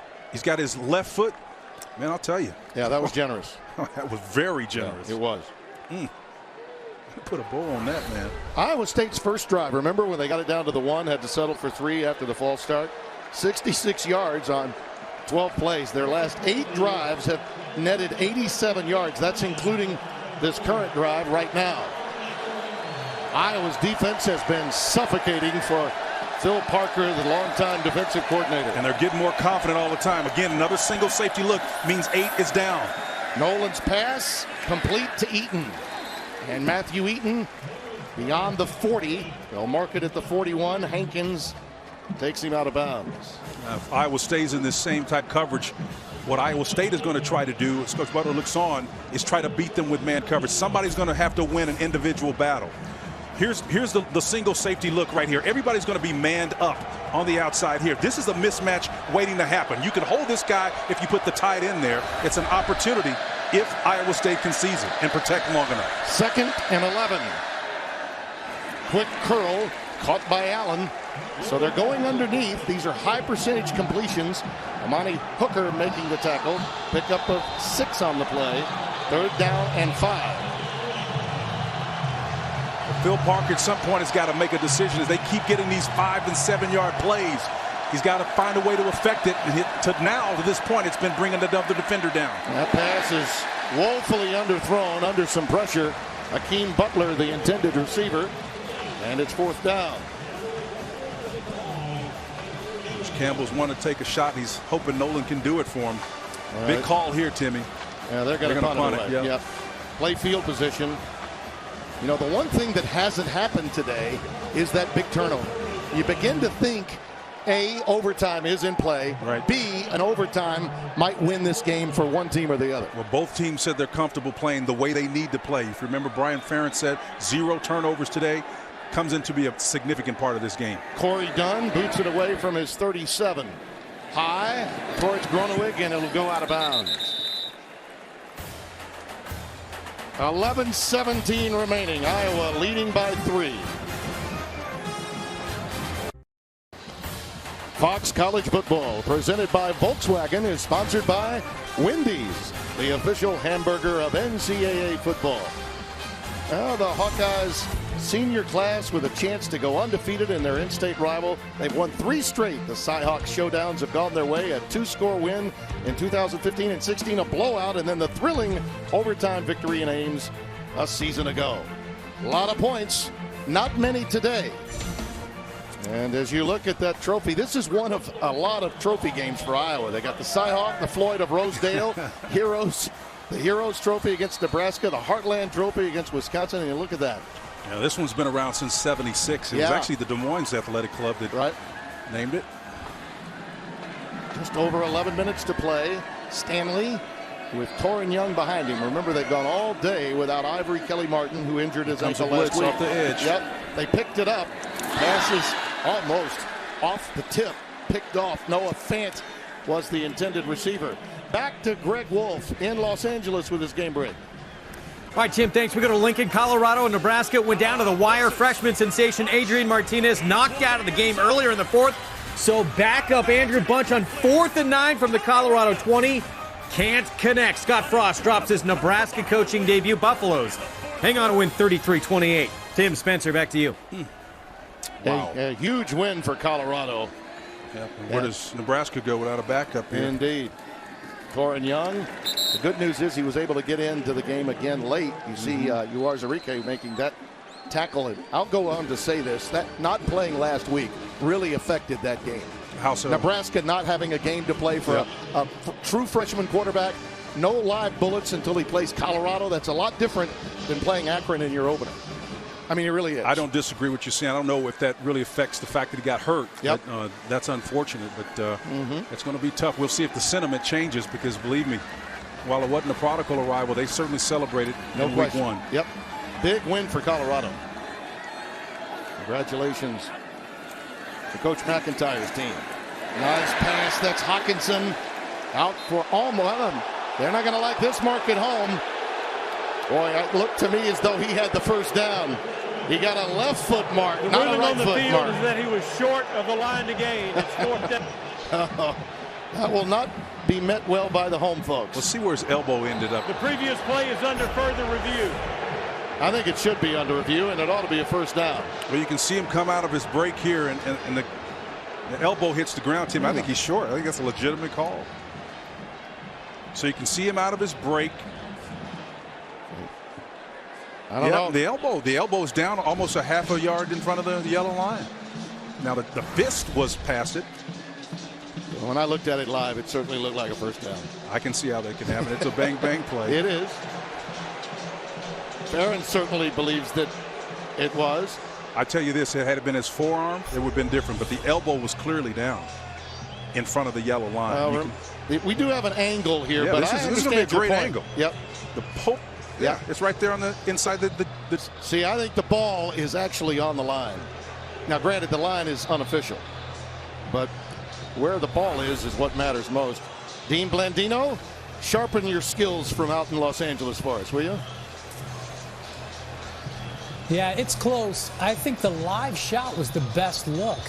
The ball is in the left arm. To me, he had to get to the 28. As soon as that forearm hits the ground, it looked like the nose of the ball was on the 28 and that he made the line to gain. Aha. So Mr. Blandino sees it my way. I'm looking at the elbow. That's what I'm looking at. Well, it's bang-bang, no question about it. I thought he may not have gotten the line to make, but look where the referee, the line judge winds up. He winds up, in my estimation, a good 2 feet behind where he really was, whether he made the first down or he didn't. I think this is a reversal. Kirk Ferentz certainly is believing that as well. The longer it takes, too, that's another thing, Spencer. Yeah, just past 60 seconds, usually they're going to find out where the ball needs to be positioned. Dean's point about seeing the live call and the camera location for the actual live play shot that we had was the most accurate angle you could get. After further review, the receiver landed on the line to gain. It's a first down. Wow. Please set the game clock to 10:25. 2 reversals in one game. How about that? I've never seen that. They said he landed on the line to gain. Yep. Yeah. Dean was right. I'm looking at the elbow the whole time, and to me, I see that white divot pop up right there. Yeah, but it's the ball, Spencer. I understand that, Timmy, but I'm just saying if. Yep. I'm just telling you what I see. Again, I'm an analyst. I say what I see. I understand. It's a lovely, healthy debate between 2 old codgers that have been together too long. you speak for yourself. 1st and 10. Stanley underneath. Pass was thrown behind Fant, but he made a marvelous catch for a first down. Great adjustment by Fant. Again, slowing down. That ball was on his back hip pocket. And he's just athletic, man. I tell you what, a big tight end typically isn't going to make that play. You can see him coming all the way across the formation here. Gets chucked along the way. The ball is put on his back shoulder, but he's athletic enough to double clutch that thing and haul it back in. Look at the hands on this guy. Man, that's. I mean, he's just like a big wide receiver, man. That's not fair. He made that look a lot easier than it was.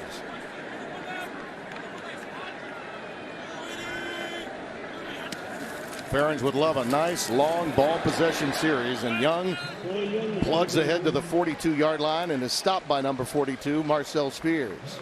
I was content, like a steady drip wearing a hole in a rock, to just do this the Iowa way, run it down, and try to win this thing late.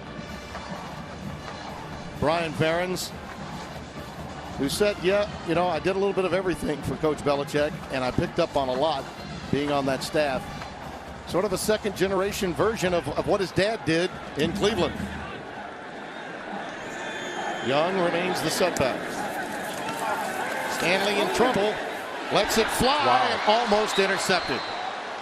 Now the intended receiver was easily again the pass thrown behind actually Groeneweg of the offense. It's a 10-yard penalty and it's still second down.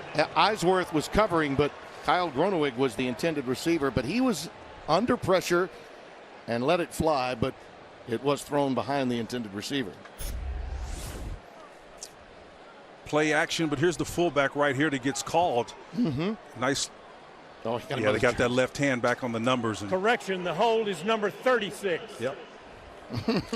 Brady Ross, the fullback, the junior from Humboldt, Iowa. And it's 2nd and 16.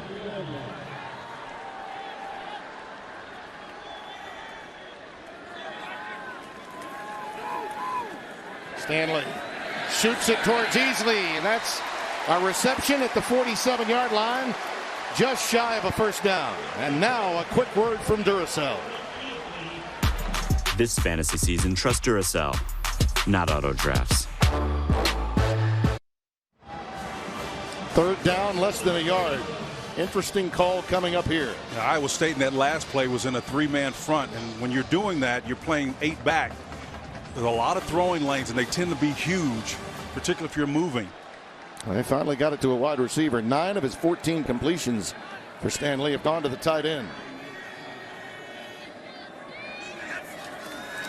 Bingo, right to Ross. And the big burly fullback with a little Iowa football for you.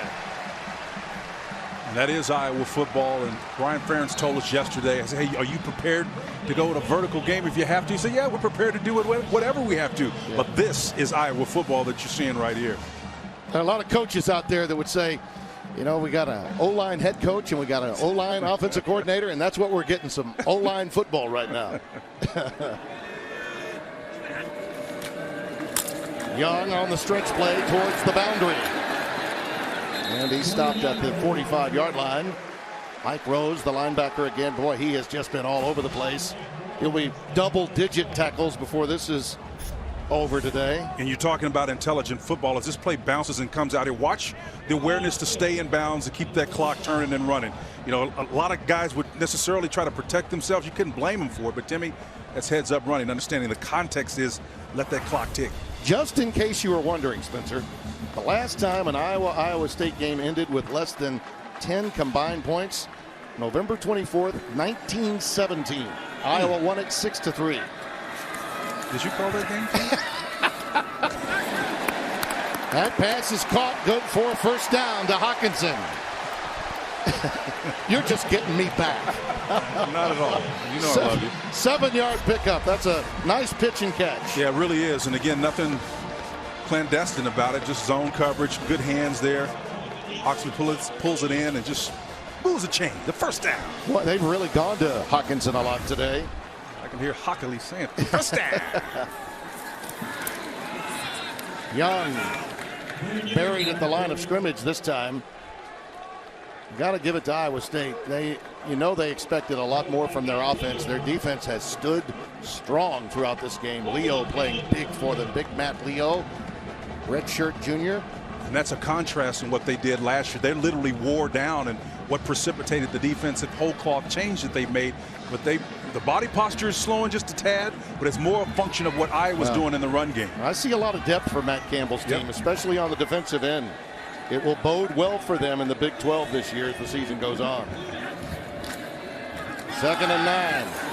How about that reversal by Mekhi? And Sargent moves forward. The sophomore from Key West.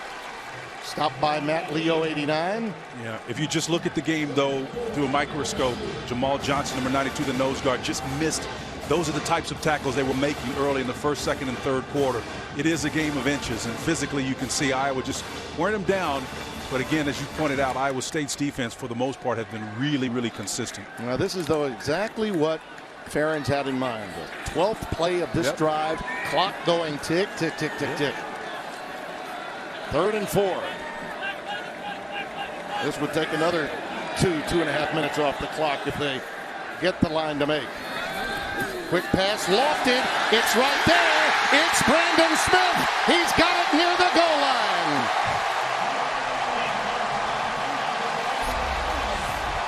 Against DeAndre Payne, the corner, the one they think so highly about. The problem is he got put in this back pocket, and they're going to go pace and tempo. How about it? Sargent. Touchdown.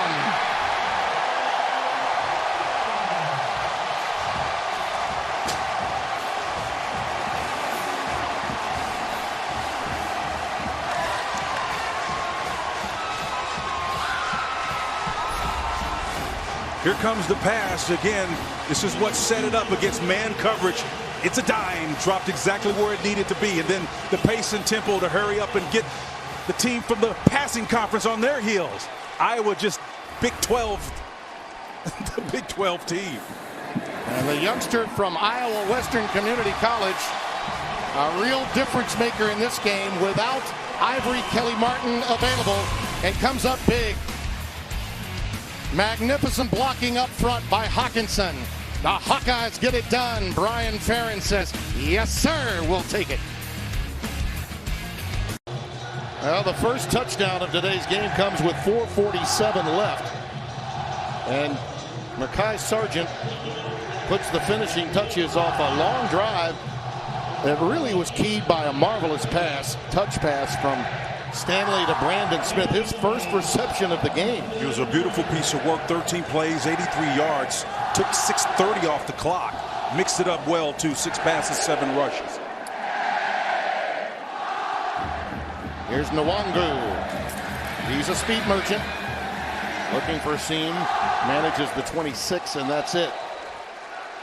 Cyclones got a lot of ground to make up. A 10-point lead seems big. It looks like it's still Zeb Nolan's game, trailing by 10.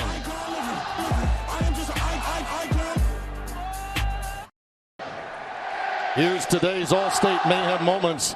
And it really began with wonderful play here from Nate Stanley, who did become an accurate passer when they needed it most. This is a touch pass, Spencer, and it was a thing of beauty. Brandon Smith's got 6'3" height, 219. He went up and plucked that one, and then the Big 12 team, and went pace and tempo to finish it off. Number 4 has been brilliant at times. If he can get the consistency factor down, This will be a much better team. His dad was a high school assistant where he grew up in Menominee.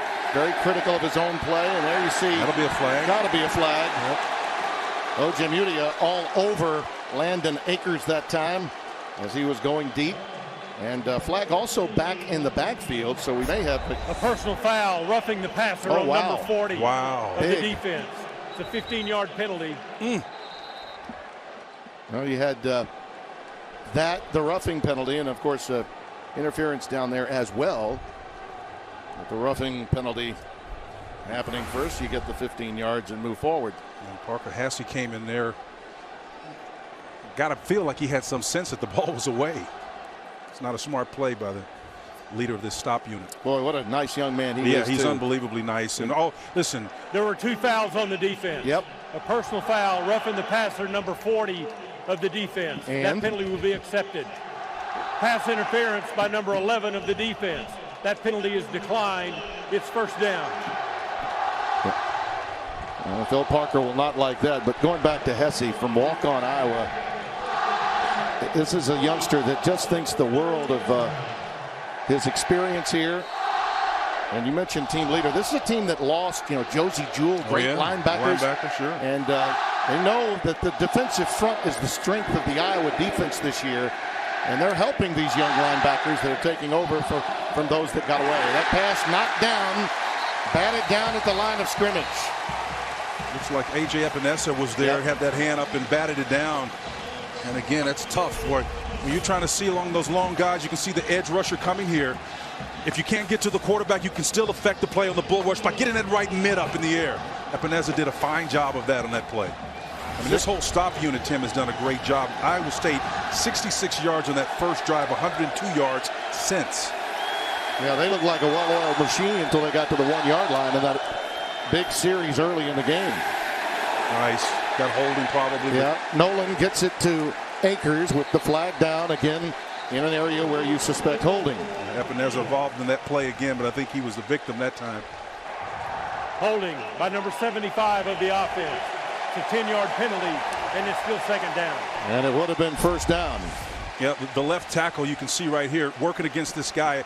He's got a wide 9 technique. That means he's creating a double go. He can go up the field or underneath. That makes tackles really nervous when they've got to protect the inside and the outside, given a big guy that's athletic like that two-way go. I think Matt Campbell will come away from this game, and of course it's still in doubt with 4 and change remaining. He said the offensive line against this stout defensive front would be the question. And I think in the development of this Iowa State team moving forward in the Big 12, he just needs some maturation of these guys. He's got some tackles playing center and some guards having to play tackle. I think he's going to. There's Butler, incomplete. Good defense on that fly route with O.J. Mudia back there. I was just going to say, I think he's going to want to take more shots down the field. If he had a chance to do it, this ball was thrown through double coverage there, hit him right off the top of the helmet. But I think if Coach Campbell had another look-see. Yeah, I think he got away with one there too, don't you? Yep. That should have been a flag. Yeah, it should have been a flag. 3rd down and 20.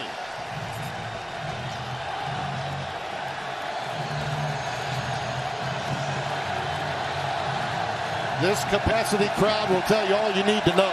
All that moving around. The second time they got him on the same look, Tim. The right tackle confused. A false start by number 74 of the offense. It's a 5-yard penalty, and it's still 3rd down. So now 3rd and 25 after Bryce Meeker's mistake. Number 74. Well, here's the movement here on the outside. Again, he can't hear. That's part of the problem. But all he has to do is turn his eyes and looks down at the ball when the ball is snapped. The quarterback wants it, and there's an internal clock to a tackle. He's looking inside, and he knows the ball should be off. But the surefire way to make sure you don't jump is to just turn around and look at the ball and see when it's snapped.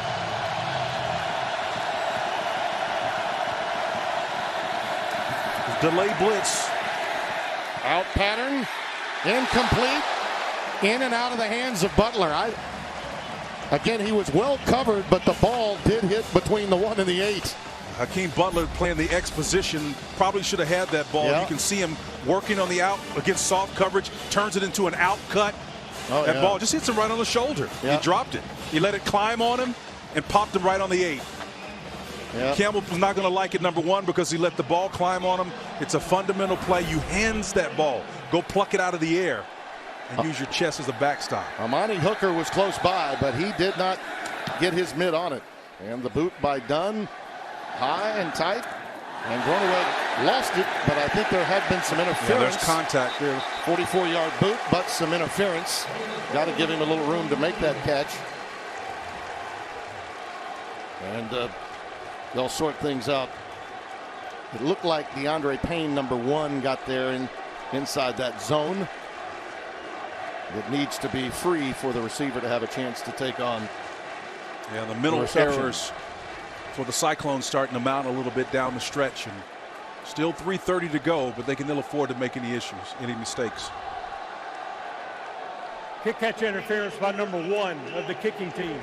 It's a 15-yard penalty and a first down. It was a good boot. Groeneweg is sure-handed. He wanted to stop, but his momentum simply would not help him out. We'll be back. Kinnick Stadium, Iowa City. Tim Brando, Spencer Tillman, Holly Saunders. Good to finally get the game in, you know what I mean? Yes, and it's been, from an environmental standpoint, everything we anticipated. Magnificent scene here. As we suggested at the top of the show, Spencer, either one of these teams with a victory would more than likely wind up in next week's top 25 polls. Toren Young remains the setback, and he takes it ahead for a couple of yards. Each of these teams have gotten a lot of votes outside the top 25. He's pushed back. Mike Rose isn't stopping, boy. He's that inside linebacker at the Mike position has been sticking his nose from the first kickoff of this game. He's just been outstanding. Now notice it. Iowa State's been using a lot of the frontline players on special teams, man. That's a kind of an underlying theme of Coach Campbell. Did the same thing on the defensive side of the ball. That whole cloth change last year was on defense was about getting the athletes on the field, keeping them fresh. They're not afraid to use these top line players on teams. Remember, they've got a full complement of timeouts remaining. Yep. And they're going to need them. And they need a stop here, obviously, on 2nd and 9. Go with that heavy formation, and Young is stopped in his tracks. Mike Rose, the first again to get there. Plenty of help, and we've got a timeout. Quick 30-second break. Timeout of the half. Take a look at the road ahead when we come back. Media timeout. As we take a look at the road ahead, Spencer, sponsored by Coors Light, the world's most refreshing beer. Doesn't get any easier. The Sooners, with no doubt revenge on their minds, will be headed into Ames next week. Terry Bowden's Akron Zips, a non-conference game. And then, oh, by the way, the Horned Frogs of TCU also have a score to settle with this Iowa State team. And I'm telling you, West Virginia with Will Greer, I mean, I think the Mountaineers might get to midseason 6-0. All these teams that are doing some special things right now have one thing in common. The guy under center is a good one. Yep.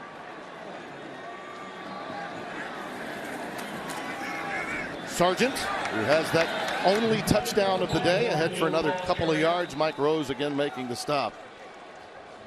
And another timeout taken. Iowa State calls their second timeout of the half. 30-second timeout. Now the Hawkeyes, and this is one of the reasons why a victory today is so important to that man, Kirk Ferentz. Non-conference with Northern Iowa next week, and then the Badgers come in here from, yes, their division. Wisconsin's got a lot of road games ahead of them.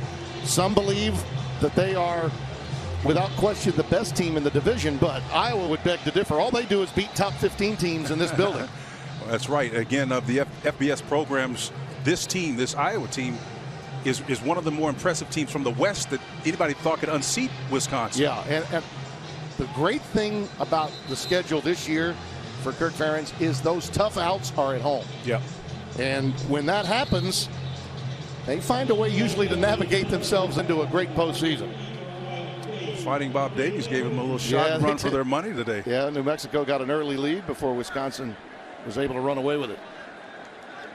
Ratstetter will punt it away, and the left footer gets the end-over-end boot down to the 14-yard line where the fair catch is taken by Milton. 2:32 remaining after the 38-yard boot. We do have a flag down.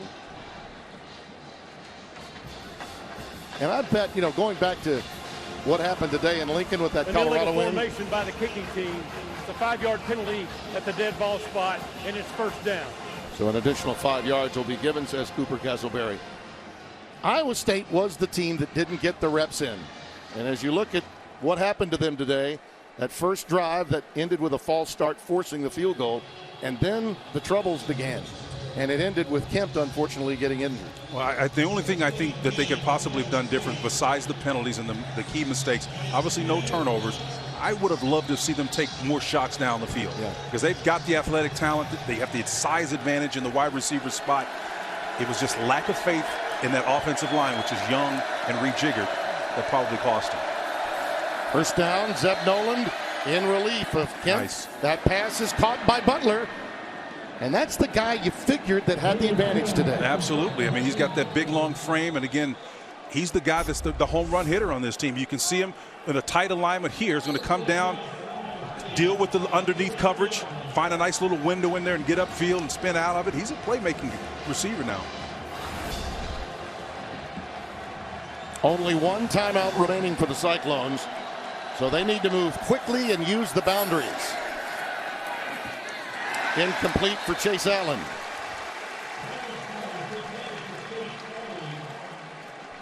The coveted Cy Hawk Trophy awaits.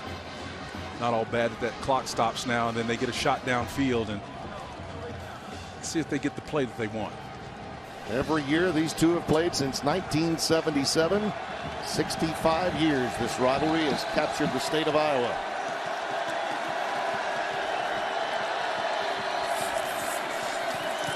Noland in trouble. That ball was loose. They're going to rule it a fumble, it appears, and it's Epinesa that stripped it. And the recovery by Chauncey Golston, 57. Golston gets connected, but Epinesa is a fumble recovered by the defense. The previous play is under further review. This is a classic example of what we're talking about. An inability to protect the quarterback is the reason why they haven't been going down the field. So in that regard, coaches making wise decisions. Epinesa did a tremendous job of beating his man, getting to the quarterback, creating the turnover for his battery mate. It is under review. The arm went forward, but the ball did not. No question this should be a fumble. Epinesa with perfect timing here. Yeah, that's definitely a turnover. And the first turnover of the afternoon. Well, 96% of the times, one of the key metrics I look at, turnovers. Whoever's leading in that category after 60 is going to win the game. You know, Spencer, in talking with Kirk Ferentz, after further review, the ruling on the field is confirmed. First down. This is a guy that's been a rock of stability here. Only 3 athletic directors going back to Bump Elliott since 1970, and only Hayden Fry and the longest tenured coach currently in FBS, Ferentz, and his son now Brian on the staff after the time that he had. And when I think of Kirk Ferentz, I think of a guy that does it his way, and for him and for the state of Iowa and this institution, it's obviously the right way. And there were times when it wasn't always smooth, and people wondered whether or not how could a guy keep his job in years when they were down, when they were favored to win the division and the conference. But he's so steady, consistent, an unbelievable high character guy, builds trust, loves these kids. I think he's one of the great ones. You look at these guys right here, longest tenured coaches, he is at the top of the class. By the way, we should mention that Bill Snyder of Kansas State is having a great curtain call, although they lost to Mississippi State today. But he was away from Kansas State for 3 years before taking back over for Coach Prince. But Ferentz came into the season tied with Hayden Fry, and now he's going to be beyond him by 2 after today's victory.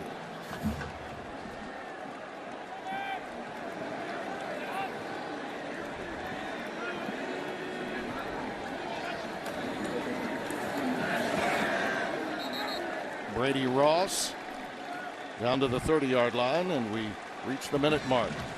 Spencer, I think the Wisconsin game in 2 weeks, you talk about highly anticipated. That will be big, really big, and one of those great hurdles for the Badgers on the road in the Big Ten. Well, you can't look ahead, but one of the things, again, the team that was favored, if there was a team in the West that could knock off Wisconsin, it would be this Iowa team. Yeah, they're built to beat. They're built to beat them. Yep. They're mirror images in some ways of one another. And that guy right there, I'll tell you, I put him up against any team in this conference. Wasn't it great hearing him talk about growing up in Pittsburgh and idolizing Chuck Noll, the no-nonsense approach that he had? He makes no bones about being at his core a Pittsburgh kind of guy. And I thought the thing that was ironic about it, you talked to him about his success trek. He didn't expect anything necessarily. He just put his head down and went after it.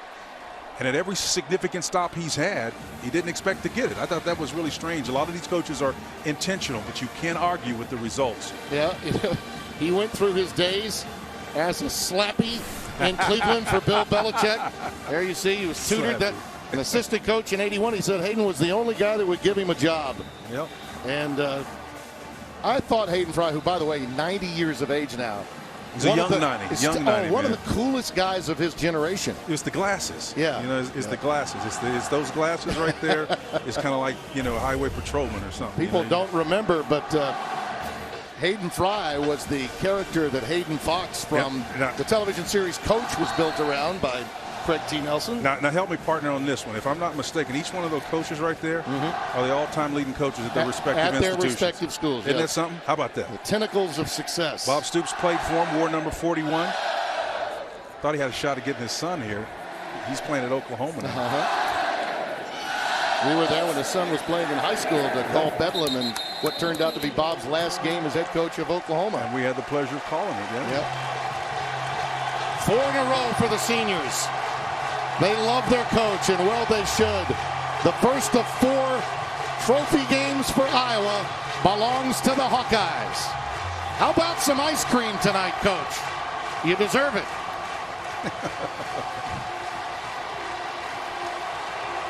A lot of mutual respect there. Matt Campbell's a difference maker and is going to be a factor in the Big 12. But look at this. Take it all in.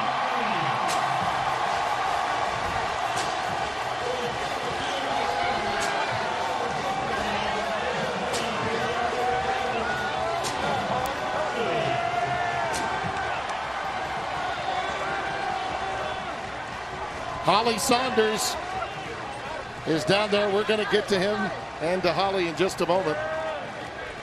That's some trophy. That's heavy, man.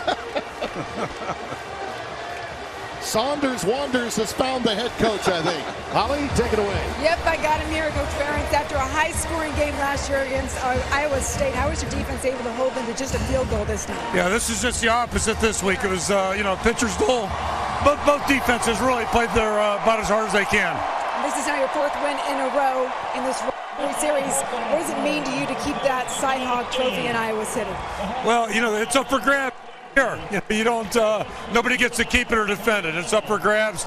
Our focus was on beating this team today. We knew it was going to be tough. It's a great effort. Most importantly, will you get that second scoop of ice cream tonight? I'm going to get to it tonight, guaranteed. Very good. Thank you, Coach. All right, Tim, Spencer. Thank you, Holly. This is what makes the college game great. It's week 2, and they've hoisted a trophy because of what? The tradition and history of this game. And this building, this city, this state, absolutely chock full of it. It began with the wave.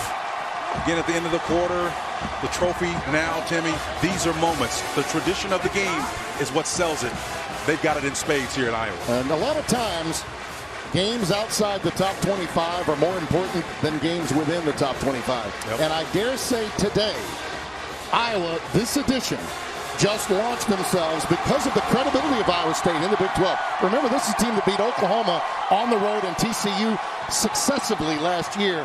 This will bode well when the rankings come out this week. Not another team in the nation was riding more high than the Cyclones were coming in, having beaten Oklahoma in Norman, TCU as well. That was strong, Tim. Yeah. I want to thank our spotters, Scott Alexander, our statistician and spotter, Brett Bender, Spencer Tillman. Great to be back with you and actually have a game to call, my friend. Good to be with you. And Holly Saunders downstairs, our producer, Jake Jolivet, director, Mitch Riggin, and our entire Fox Sports family on hand for this afternoon's game. One more yet to come. But after this break, we'll be taking you to Rob Stone in Los Angeles for more post-game coverage, so you stay right where you are. It's the men of Troy and the Stanford Cardinal coming up next. But we'll take you to Los Angeles after these words. Iowa the winner today.